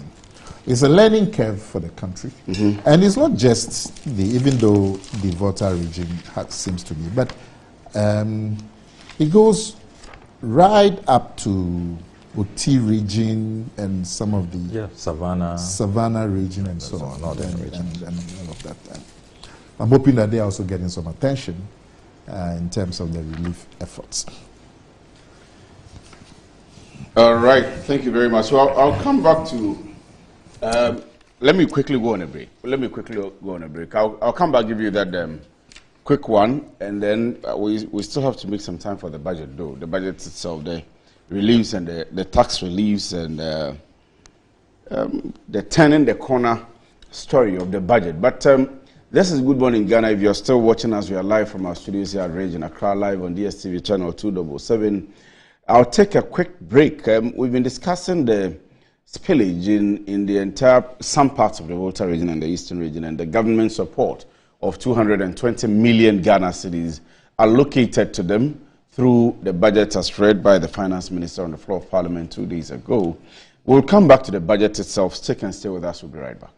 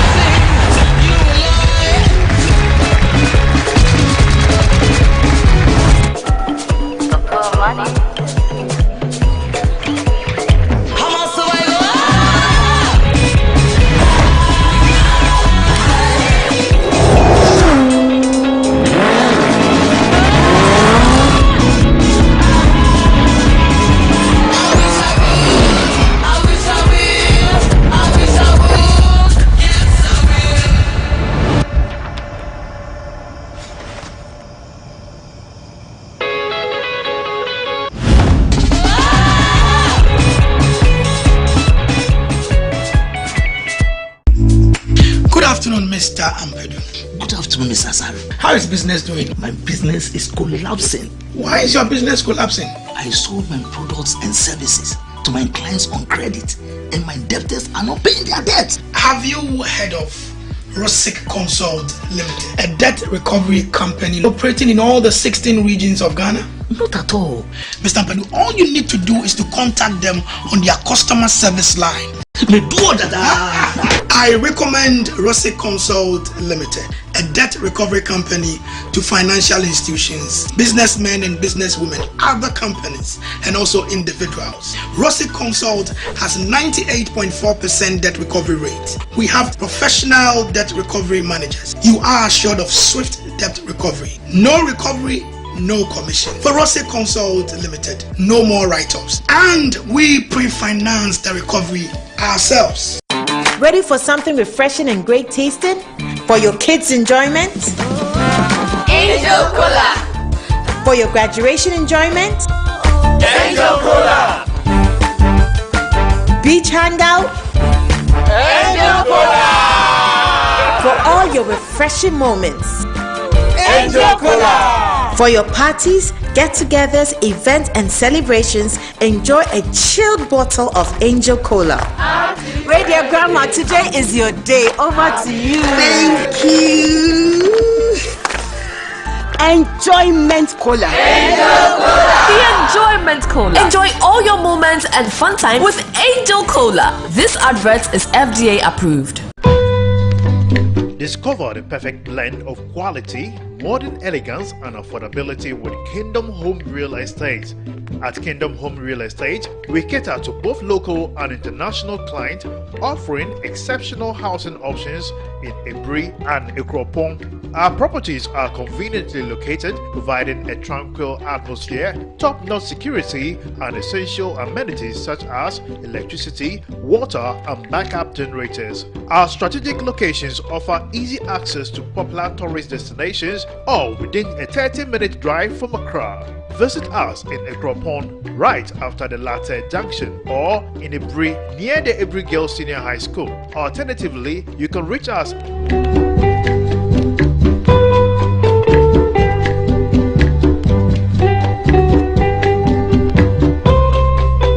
Kingdom Home Real Estate, where your dream home becomes a reality. Inside Black Star Press Limited, grow inside the invective minds, evolving concepts, and the creative trends. The printing press you need now. Witness the beauty, diversity, and natural wonder with our works. Inside Black Star Press Limited, in association with Lionhead Group of Companies. Call us now on 0200-880-000 for all your print works. Black Star Press Limited, a worldwide reputation for quality printing. Enjoy the fruits of your labor, they say, but as humans, aging and physical infirmity stands our way of enjoying our mansions and homes. It often becomes challenging, if not impossible, to use our stairways day in, day out. With portable American pneumatic vacuum elevators, PVs, you are assured of unlimited enjoyment of your mansions and homes. It's a self-supported elevator for vertical movement of humans and goods at homes and offices. The original comes in 3 custom-made models with wheelchair accessibility. Call it luxury, but it's a necessary imperative for vertical mobility. Do not let aging or infirmity limit you. Get one for your easy vertical mobility at home. It's affordable and can be installed in just 3 days without modification to your existing building. It's however easier to incorporate it at the construction stage. We also have traditional Fuji elevators and escalators for your high-rise buildings and malls. Visit Lifts and Elevators Company Limited at Sakumono for your elevators nationwide. For free consultation to call or WhatsApp us on 0200-535-515. Lifts and Elevators, the elevator people. In life, choice is good, but choice plus safety is way better. Your safety and comfort is paramount. Under the cylinder recirculation model, you can buy LPG in a safe environment. All cylinders are inspected and maintained to the best safety standards, so your safety is assured. Just take your empty cylinder to the nearest exchange point and swap it for a filled cylinder. Different cylinder sizes will be available to meet your pocket size. Imagine cooking in a smoke-free environment. This will improve the health and well-being of you and your family. Choose LPG in a safer model of distribution. Cylinder recirculation model. Securing your safety, creating more jobs. A message from the National Petroleum Authority under the patronage of the Ministry of Energy. For over 20 years of serving the world with herbal and alternative medicine, we've been successful in treating complicated medical conditions with a perfect combination of herbal and alternative methods of treatment, like homeopathy, naturopathy, reflexology, and many more. We deliver excellent and effective service to people from all walks of life through scientific and traditional means. We have a well-equipped laboratory with advanced diagnostic and treatment devices to help detect your illness, so we know the right medication to be given. At Amen Scientific Herbal and Alternative Medical Hospital, we are proud manufacturers of our own herbal medication. Our zeal and passion to save lives with our patients at heart and outstanding achievements since 1996 has won us several awards. That is why we say, go herbal, go Amen. We are located everywhere in all the regions. Amen Scientific Herbal and Alternative Medical Hospital. Allahu Shafi, God is the He.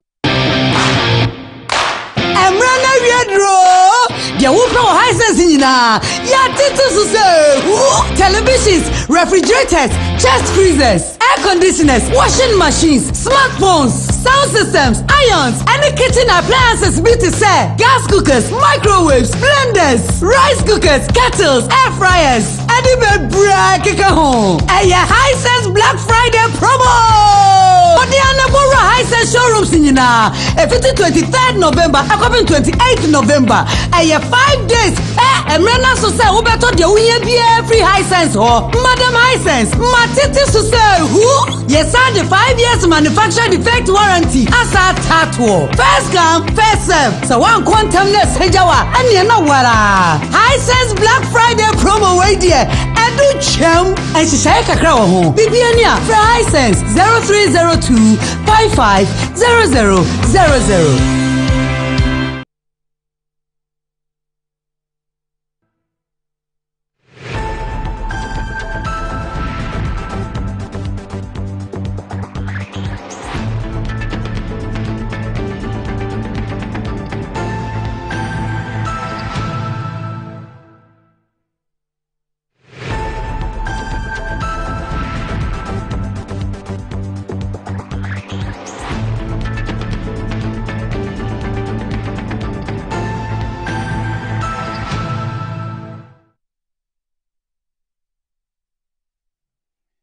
You're welcome back from the break. Let me quickly do this one. Game Park Limited says, what does wealth mean to you? Do you want to live like a tycoon?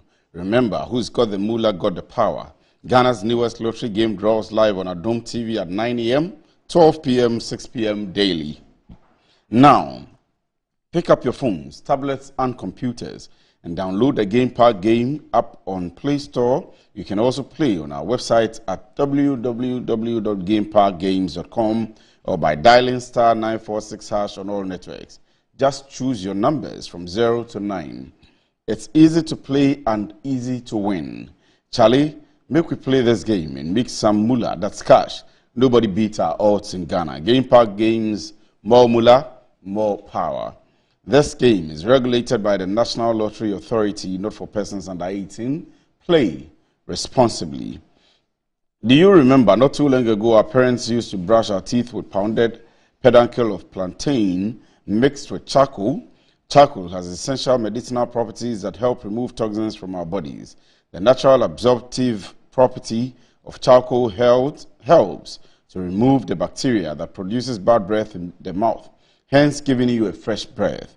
Kale charcoal toothpaste has been formulated and produced under strict hygienic conditions with all the necessary production protocols and has been approved by the Food and Drugs Authority. Constant use of Kale charcoal toothpaste gives you a good fresh breath, whiter teeth, reduces dental plaque, makes the gum healthy and strong, prevents cavity, upset stomach, hangover, and so on. Kale charcoal toothpaste is recommended for adults and children from 6 years and above. Kale charcoal toothpaste for white teeth and fresh breath all day long. And this is another quality product from Samara Company Limited. Kale charcoal toothpaste, happy smile. Whoever you are, whatever you do, wherever you go, drink Angel Cola. Your key to enjoyment. Angel Cola, love it. Ready for something refreshing, great tasting with excellent flavors. Unia, you've got varieties to choose from. Angel Orange for that special occasion. Angel Mango, that's my choice. Angel Peach, refresh your mood. Angel Apple Lime, my favorite. Angel Drinks produce vitality and maintain fluid in normal balance. Angel Drinks, refreshing, invigorating, and exciting. Angel Drinks are produced by Adunko Soft Drinks Beverages Limited. Angel Drinks tastes like our day. Recommended for all, including children. Please call 0244-832286 or 050-787-8668. Terms and conditions apply. Now, Kingdom Home Real Estate provides quality but affordable housing facilities for sale. Our facilities are located at the serene environment of Ekwapima, Krupon, and Ebri with the best weather condition. We are 30 minutes drive from Accra and provide modern touch of comfort. We provide a high standard security service plus CCTV, standby generators, constant water supply, and electricity. We are surrounded with lovely tourist sites such as Ebri Botanical Garden, Booty Falls, Safari Valley Resort, etc. Pay 70% upfront and spread the rest, that's the 30%, within 2 years with no interest. Locate us at Ebri, close to Ebri Girls Senior High School and Akropong, right after Latte Junction. Call 0559 761 144 055 562 1611. Visit us at www.kingdomhomerealestate.com and our social media pages. We are back to the discussions for the morning. We've gone through the floods and its issues. We don't have a lot of time, but Honorable, you wanted just 30 seconds. I'll do that and I'll come to Nana with the budget. 30 seconds. Yes, just very quickly. I cannot conclude this discussion without raising the vexed issue of the Saglemi housing project. Fortunately, the distance between Saglemi to the affected communities, the 69 affected communities in North Town, is less than 50 kilometers, less than an hour's drive. We all know that the Saglemi housing project is near completed. We see it wasting away. We have spent some $200 million putting up that affordable housing project. How is the conscience of leadership? How is leadership able to sleep peacefully when your compatriots, your citizens, are suffocating in classrooms? As we speak, Akwesi, it's 6 weeks, entering 7 weeks next week. We are at the end of the 6th week, where thousands of people have been crammed in classrooms. And just next door, the next big town is Saglemi. Less than 50 kilometers. I mean, why do we do this to our people? Why? All right. I can't fathom. I just can't appreciate what is going on. So have you brought it up with yes, the Ministry of Housing or something? I filed an urgent question. Urgent question. No, but have you met with the ministry? When the president called on my chiefs, they raised it. The president said they will think about it. It's been more than 4 weeks.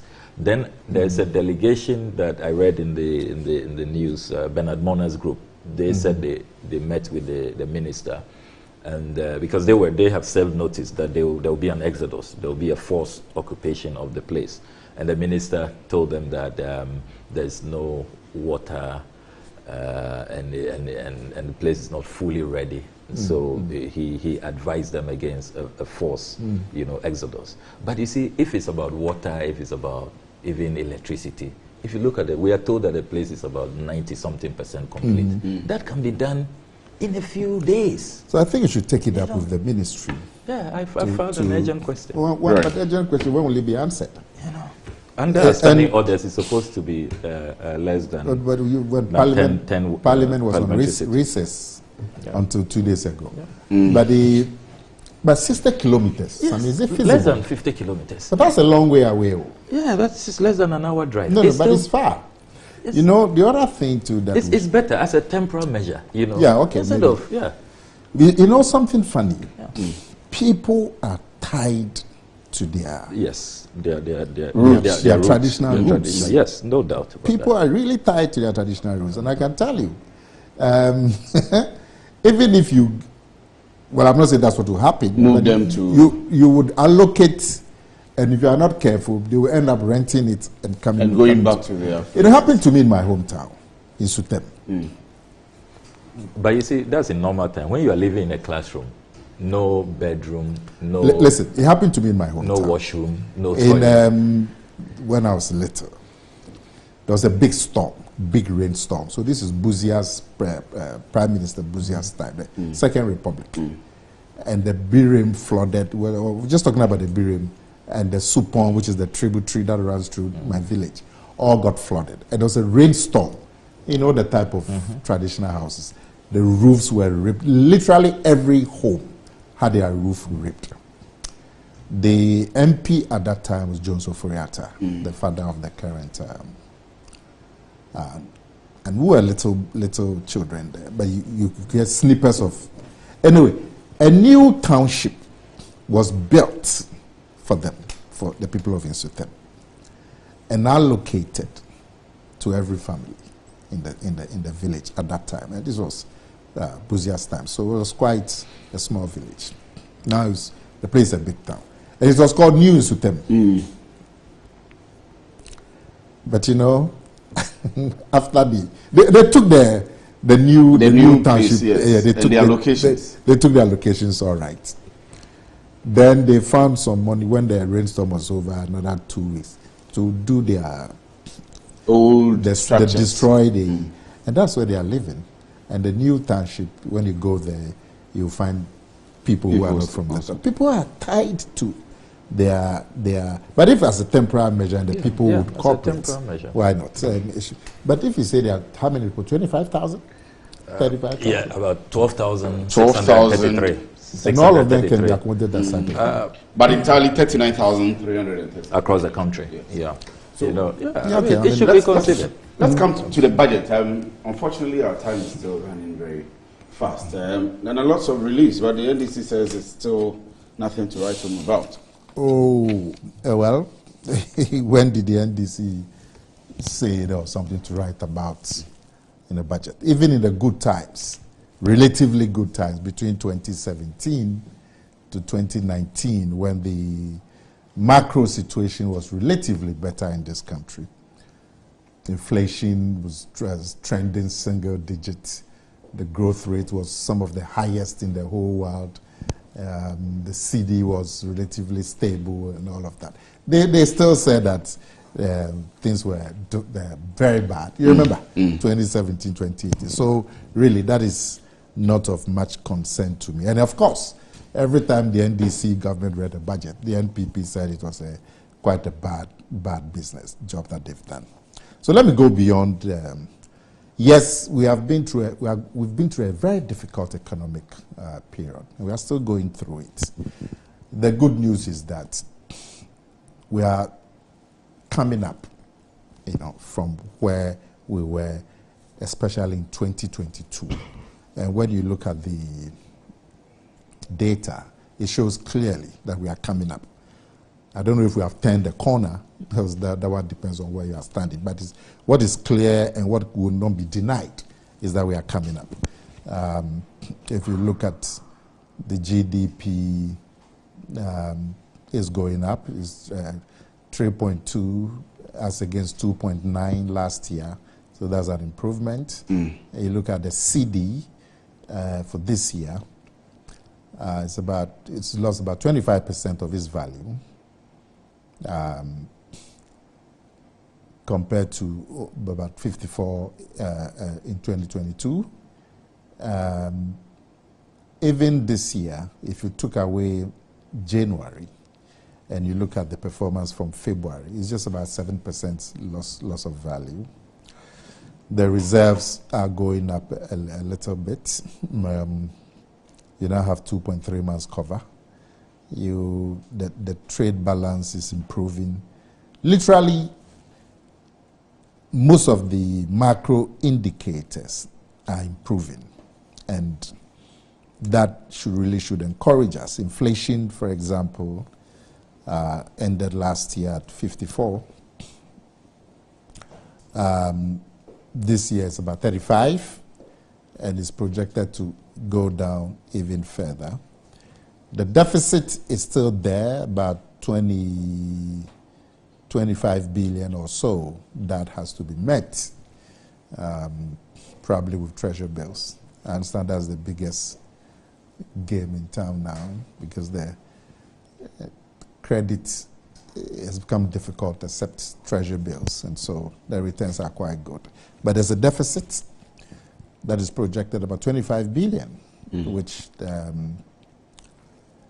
should be improved. And I'm hoping that election year 2024, this deficit doesn't even become worse, and that government will be able to stick to it. What excites me with the improvements is the debt. And the debt has been the biggest millstone around the neck of the government and, of course, Ghanaians, the level of the debt. And it went up to around 100%. And that is why we had to do all of this debt exchange administration that has brought a lot of pain, in addition to all the pain that the other indicators like inflation and so on. The debt has been the biggest millstone. Now, last year, the government managed to reduce the percentage, the ratio to 73. And we're still in 2020. So last year, 2022. Now this year, it's come to about 66%. So the debt is now coming into what they call the sustainability levels. And that is crucial because the sustainability levels is what could facilitate the release of all the IMF tranches. And the domestic debt exchange has been quite successful. What is left is the external debt exchange or the international debtors. And we're getting the impression that the negotiations are going well. Even China, almighty China, which doesn't really engage in debt relief. We understand they've come on board in the case of Ghana, and they've joined the European countries, the EU and the other European countries, and they are working on a debt exchange, which will bring our debt levels further down from this 66.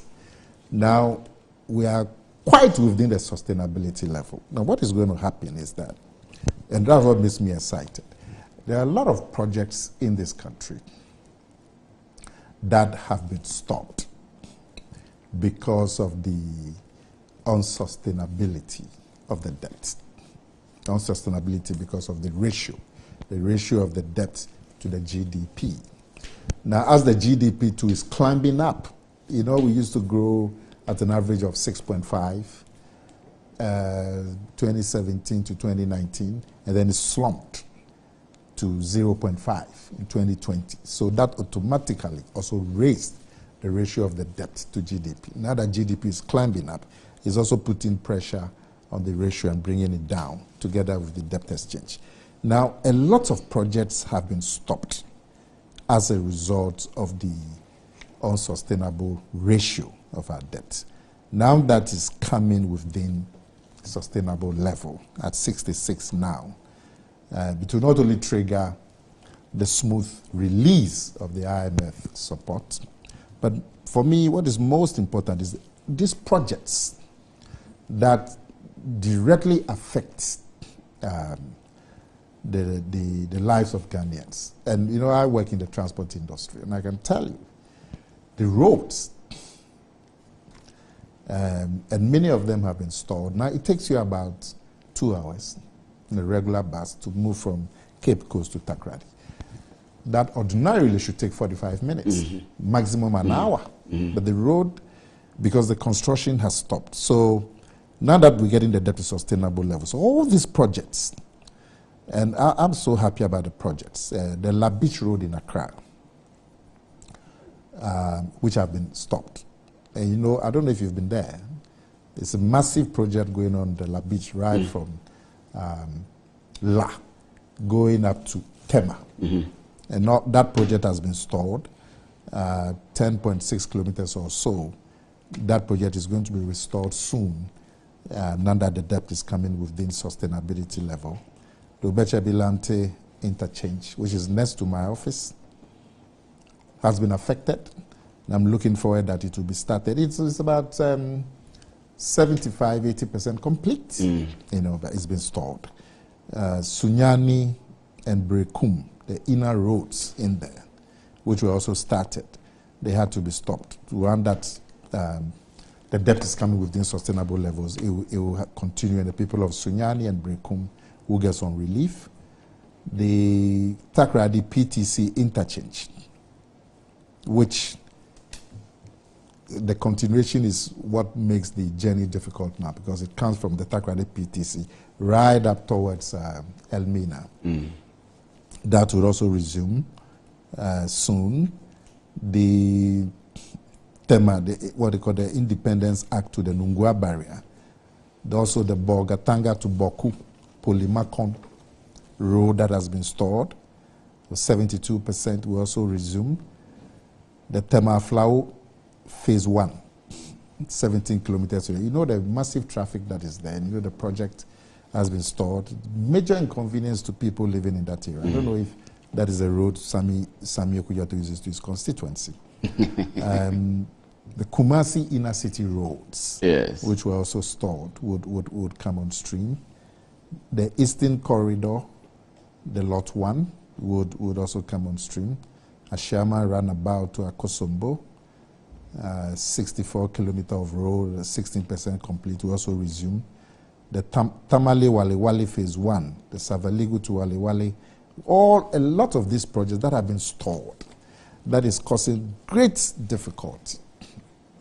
We are lucky the Pokuase to Sawam, that one doesn't fall inside the orbit of bilateral loans. That one is, I think, African Development Bank. So that one is going on vigorously. And when that project is completed, I'm sure that area will be one of the most beautiful roads in West Africa, with the interchange and the 10 lanes. That's being done there. Yes, and but that is going on because it's outside the ambit. So I'm very happy about particularly the depth levels that are coming within the society. Let me just make some brief comments about some of the other non-fiscal things, but just policy. You know, this zero rated sanitary pads, it's something that many people have thought should come, and I'm happy that the government has done something about it. And then there's going to, so this is zero rate on the locally produced. Yes. And then also the import duty on the raw materials for 5 years. There's also the zero rate for the locally produced African fabrics for another 2 years. Now, some of you have a tester facility in your, is it Drapon? Yes. I'm sure they are struggling. Or? Yes, they're struggling. You know, this whole thing brings to mind the need for a very vigorous industrial policy. What do everybody calls the enabling environment? So the zero taxes is just one part of it. You now have to go down to the factory level. The producers of sanitary pads, for example, the idea is that they are not going to be taxed. So the imports will be taxed. So if you're importing sanitary pads, they'll be taxed. You will be taxed, yeah. So that the local manufacturers can do well. Now, to do well, you have to go and find out what is the size of the industry. What is the demand for the products, the pads, and how much is the local industry producing out of that total demand? And what do you do to help them to make up for the shortfall? So if the demand for sanitary pads is, say, 250 million packets a year, and the local manufacturers are doing 20, which means the rest is imported. If you don't go to the factory level and look at all the complementary things that have to be done for the local industry to expand their capacity, what will happen is that prices will shoot up because people will still be relying on the imports. Right. It's the same with the African fabrics. How to check the imports, the smuggling, how to give them credit so they can modernize their equipment.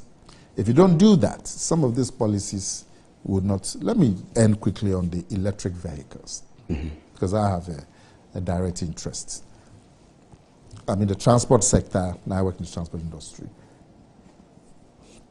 Our biggest cost item is fuel. So even with the Price of fuel now around 13. I understand today it's gone down a bit more. We spend about 4 million cedis a month. Buying fuel? Yes, buying fuel. So if we're able to transit to electric vehicles, we estimate that our fuel bill will be cut by half, which means every month we can save 2 million cedis just because we are using electric vehicles as against diesel vehicles. But so there's a zero rated policy now for 10 years, which means there's going to be the space allowed for this particular industry, electric vehicles, to grow. Right. A major component to get electric vehicle to grow in this country is that you need to have complementary solar. Because if you are going to rely on just electricity from the grid to charge these batteries, that is also going to be a major issue. So you need to complement it with solar facility so that in the daytime you'll be able to charge the batteries with solar, and then if you have to do charging in the nighttime, you can go on to the electricity grid. So there are all kinds of complementary things that have to be done. So the policy on solar, for example, you are not talking of small solar installations. You're talking of maybe, if you take STC, for example, you're going to look at having maybe 200, 300 panels at one terminal, and then complementary batteries and all of that. But it's a good thing in terms of policy-wise. And if we're able to do the complementary things, we should be in a good place as far as sanitary pad manufacturing, the electric vehicle, and really electric vehicles is the way to go. I imagine that in the next 15 years, we probably are not going to find petrol and diesel vehicles. So it's a good step that the government has taken on that. All right. Honorable, let me round up with you on that one. Apart from the 220, Minister of Finance says government is turning the corner. We're back on track. Lots of reliefs on taxes. Well, the first thing I would say in this economic discussion is to request that the good people of this country should take a look at the lists that we have published of all the companies supporting the victims of the dam spillage. A lot of them local manufacturers, local businesses, the Tobinkos, the Atlantic Pharmaceuticals, engineers and planners, Mawums, Fiscal, and all the others, including small businesses, Baby Blaze, and all of that. I would be launching a campaign very soon to promote all of these products, and I'll ask that the good people of this country should really patronize their goods so that we can boost local production, because they're really doing some great job. These are compassionate managers, and it just tells you that in times of crisis you can only rely on your own. Companies are not going to come from abroad to help you. So we should really consciously promote made in Ghana and encourage more Ghanaian businesses to thrive. I mean, we don't know where we'll be by now in North Town, but for these local businesses, So talking about that, I was quite disappointed when the only road construction government started during this crisis, they gave it out to a Chinese company. I would have thought that seeing how, local construction companies had come on their own to assist us during this crisis, they will have engaged these local contractors. But Which local companies? It's a Chinese firm, Sino Hydro. So they are doing the alternative access route from Bato to the Mefe Center. Oh, in your area? Yes, in my area. And I was quite disappointed. They probably came with funding. No, the government is going to pay for it. Have you checked? Yes, I've checked. It's not, they are not doing it gratis, or it's not a donation. And I was just quite disappointed because you have road construction firms already there helping us for free. Fair Sky, Mawums, engineers and planners.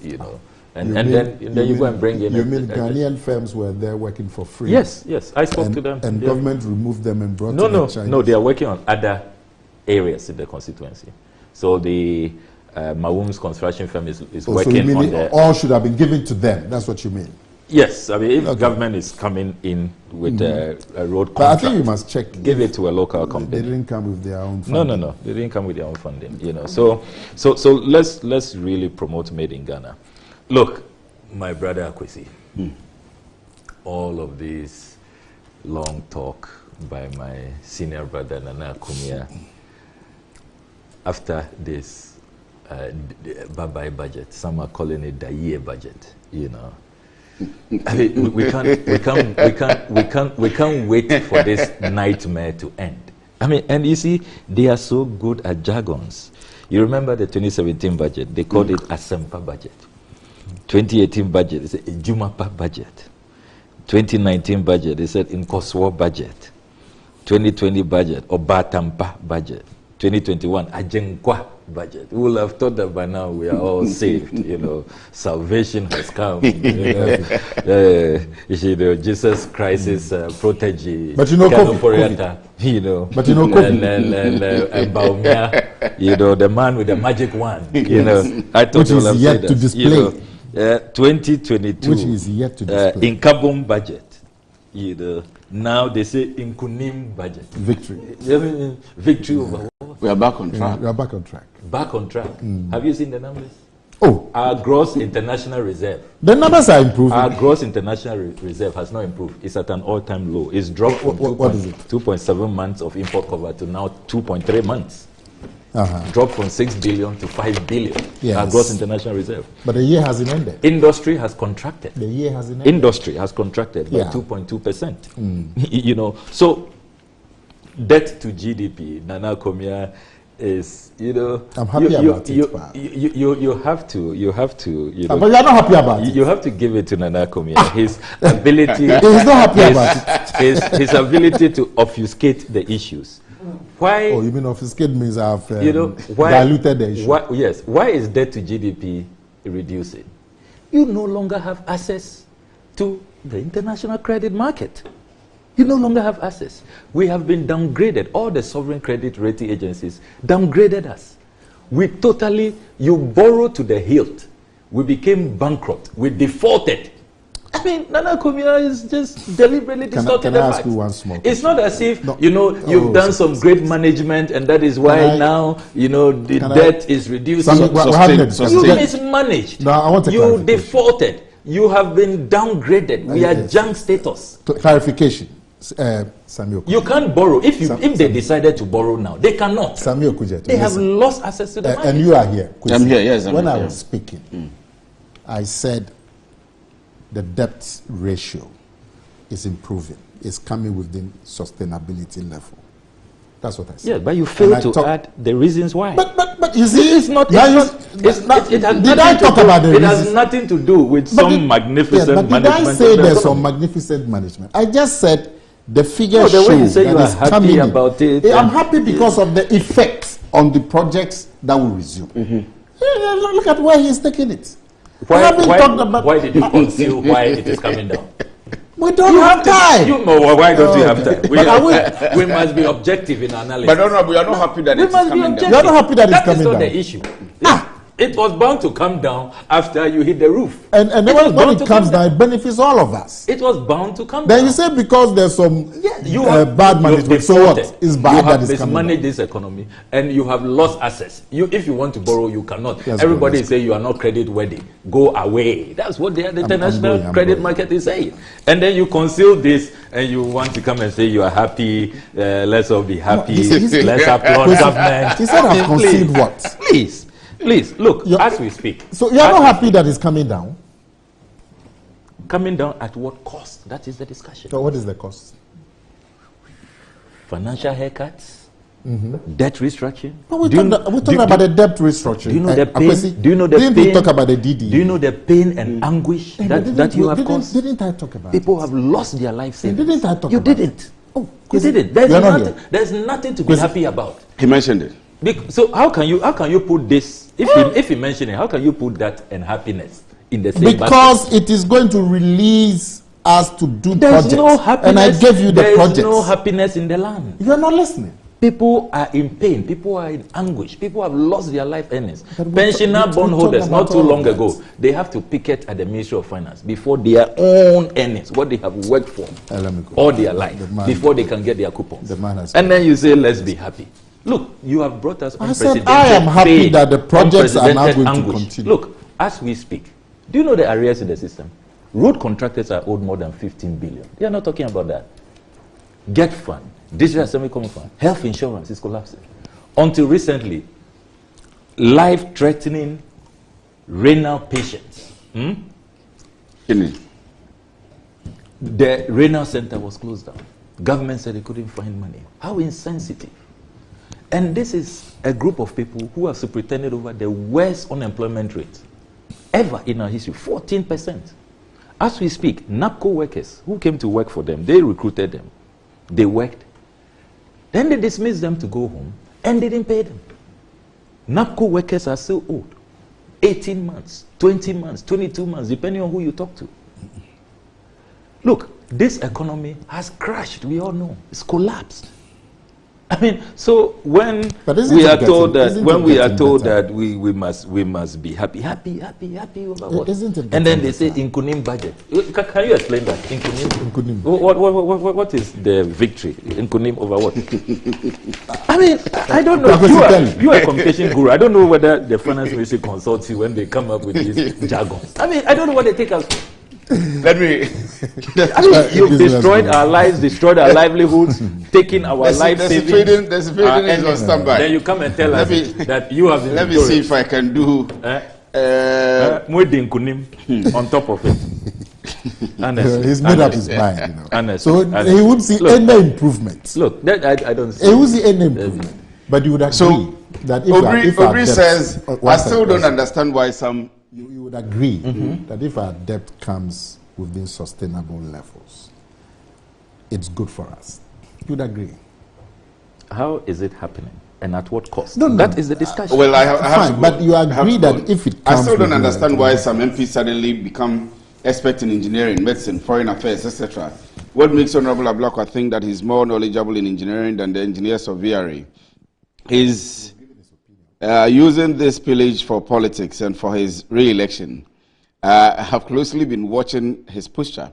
He will quickly jump onto the camera immediately a relief item enters his constituency and uses the media to accuse everyone except himself. Ask him why the chiefs asked that the donations now be channeled to their office. Because sometimes I get amazed as to why the Speaker of Parliament accepts anything and everything inquiry that comes from Honorable Ablakwa. Are they trying to rule the country behind the scenes or what? David Ubri Yabwa, Dom Kwabenya, youth activist, sent in this one. Well, this is a picture of Robert Coleman and Stephen Appiah also making a donation. I'll jump that one.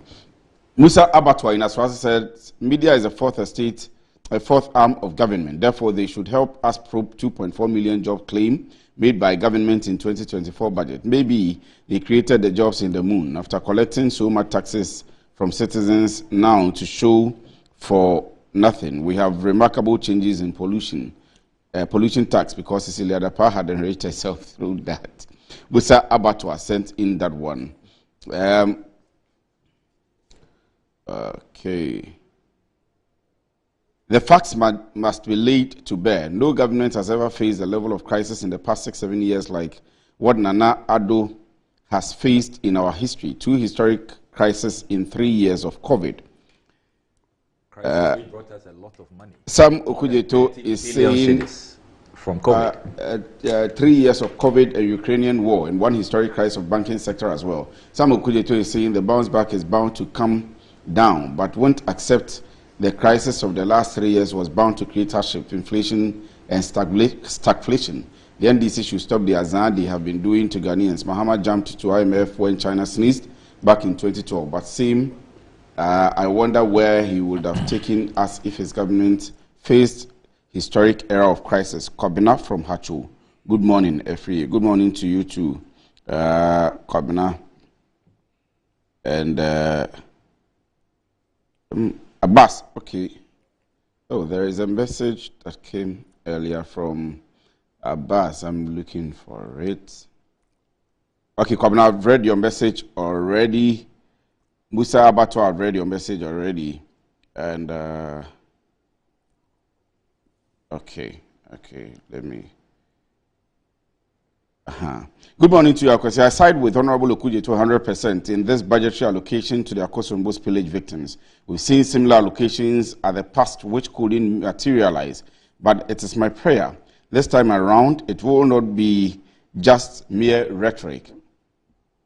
Akosombo dam spillage victims deserves better. Hashtag from Lexus Kemi Egbenya inside Ashongman Estate. My regards to my boss, Honorable Sam George, and Honorable Okujeto in your studio. Please tell Honorable Okujeto to. This is from Lexus Bowen Kemi. He sent in that one. I'll tell him your message after I'm done with this one. Okay, this one is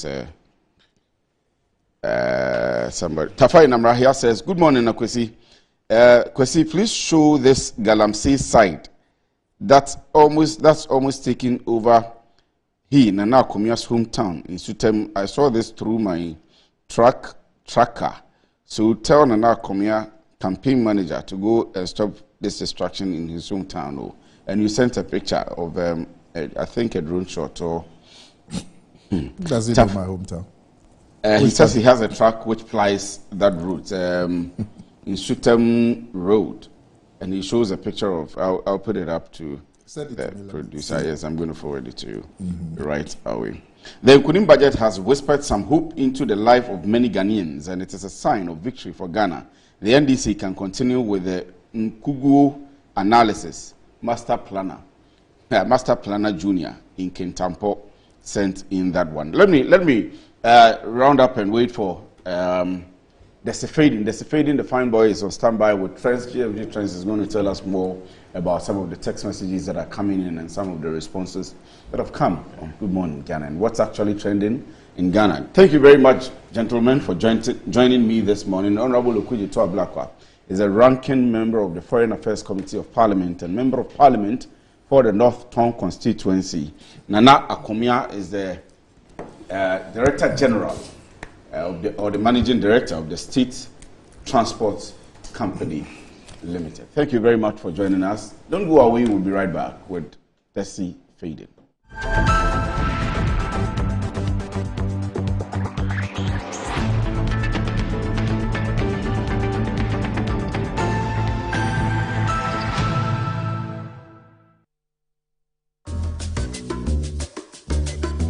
Fiscal is showing his boss the efficient new technology they've installed.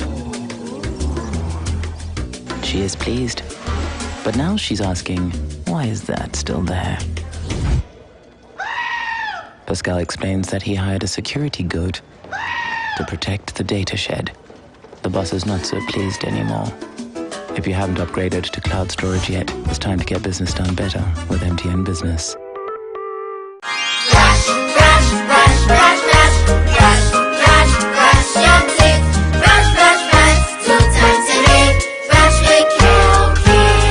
Hello, my friends. My name is Kelkit Toothpaste. Wow. I was made to be gentle on your gum, but protected. I will protect your teeth from cavity, make your teeth whiter, stronger, keep your mouth fresh all day. And best of all, I'm strawberry flavored. So put on a smile and try me. That's amazing. Just try me. That's my job. If you say so, jump on my brush. Make makes your teeth stronger. Chicky whiter. Chicky stronger. Yay! You did it! I'm glad you like your new toothpaste. Don't forget to brush both day and night. Kel Kids, happy smile.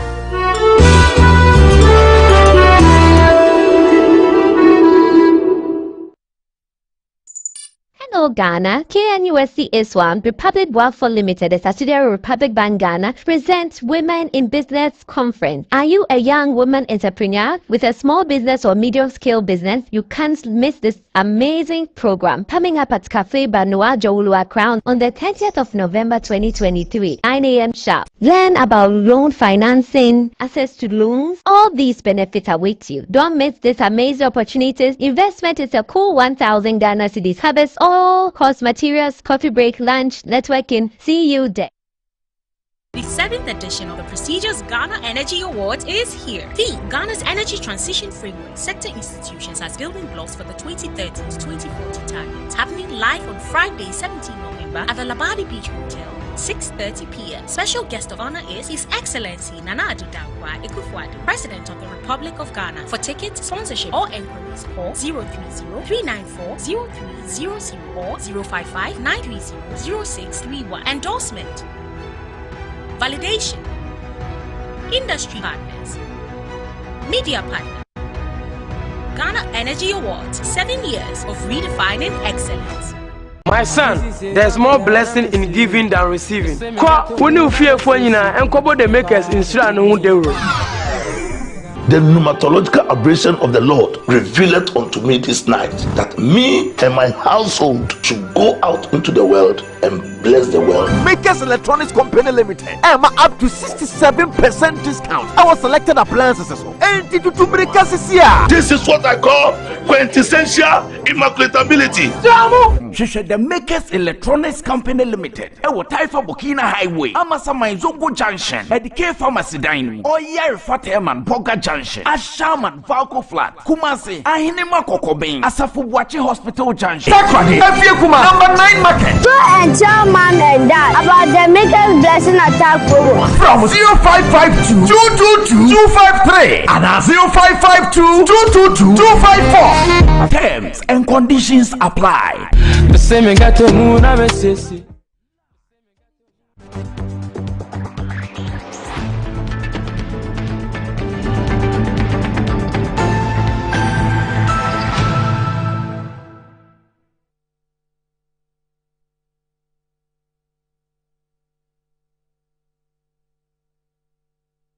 You're welcome back from the break. This is still Good Morning Ghana. Let me introduce to you the fine boy at Metro TV, Desi, fading with GMG Trust. Good morning to you. Welcome. What is that? How are you doing, sir? I am doing very well. Of course. You see, those days when we were young, we go for excursion and we are coming back. You see the Jama in the bus? Yes, or when our school team goes to play. The wait you've reminded me of intercolleges and superzonals. 2 minutes into the school, and that is where the morale will be high. Ladies and gentlemen, let's give some morale to the finance minister. Let's play the video.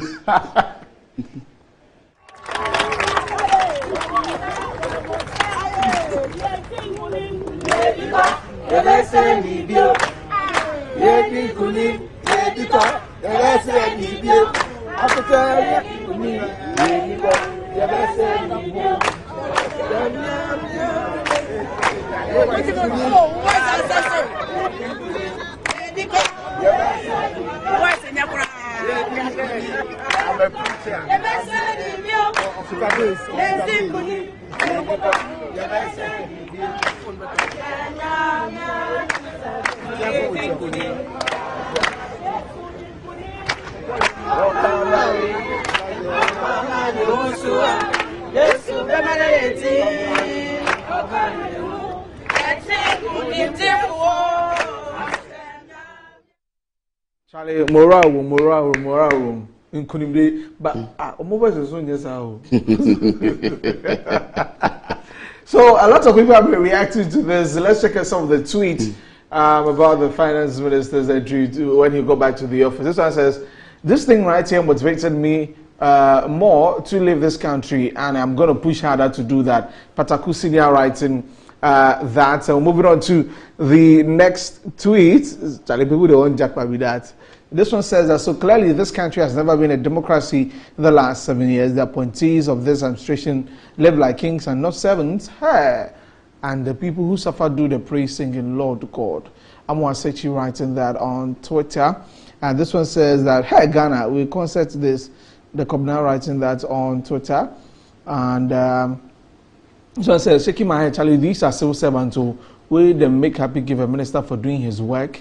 LOL, Kobe Gans writing that. So that's been going on social media after that video surfaced on there. Now let's talk about the Black Stars because today the Black Stars will be playing Madagascar in Kumasi. That's part of the World Cup qualifiers. The team is set and ready, but guess who is back in camp? It is not a player. It is not an official. Ladies and gentlemen, Langabell. The good old Langabell is back in camp and he's brought the morale. Charlie, make you watch the morale.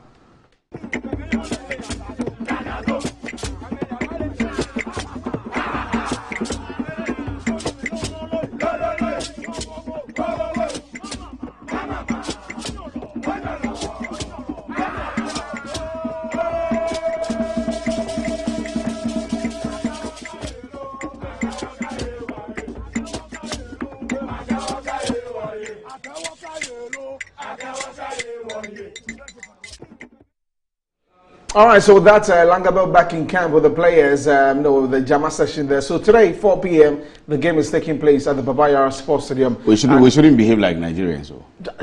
Yesterday, with all their superstars, we 1-1. And even Lesotho scored them first before they equalized. In fact, because Chairman Randy is there, Chairman, if you are listening to us, if you are watching us this morning, and I know you do every morning when we come to sit in for you, please, that was a request from Nana Komia. You should bring back a win. So Monday morning we'll come meet you, or Tuesday morning we'll come meet you. I have to with some results. You can't go to Kumasi. We have to wait. Let's look at some of the predictions from some Ghanaians or some of the comments from Ghanaians on Twitter with respect to that. So that is this one says that you saw what Egypt did. Don't go and play like Nigeria. So Egypt beat Djibouti by 6-0. Yes, most Salah scoring for the Nigeria drew 1-1. So he's saying we shouldn't be like that. This one says that win today will no draw, I beg, from Francis. This one says a certain country with 7 strikers couldn't beat Lesotho, whose population is 0.01 compared to the host Ghana Black Stars. You know what to do just to win. Okay, so that's Brian. This one says 4-1. Okay, that's a prediction coming in there. So today, that's what will be happening in Kumasi Babaya Sports Stadium. Hopefully, my prediction is 3-0. We'll see how that will go. Iñaki will score today. Yeah. All right, so that's really, the rest of it has been Euro games taking place and all that. But of course, Black Stars will be playing today. Before I go, Chairman, permit me to say happy birthday to our very old Mama Pat, Evangelist Mama Pat. Oh, today's her birthday. Of Ignite Media. This was okay. Our Mama Pat of the camera department. She's very popular here. Oh, I see. Today is her birthday, Mama Pat. And also the birthday of Maurice Yendu, former president of Alcohol in UCC. Happy birthday to you, Maurice Yendu. God bless you. So, Chairman, now you know, your weekend. Right. It's a happy Friday. I actually forgot to mention a very good friend of mine who formerly worked at the Africa World Airline. And even after she left Africa World, she still makes sure that I have a flight every time I need one. Deborah Arthur, happy birthday to you. I was trying to, in fact, it came very late, but I was trying to put your picture on. Okay. And this is to remind you that I'll call you right after the show.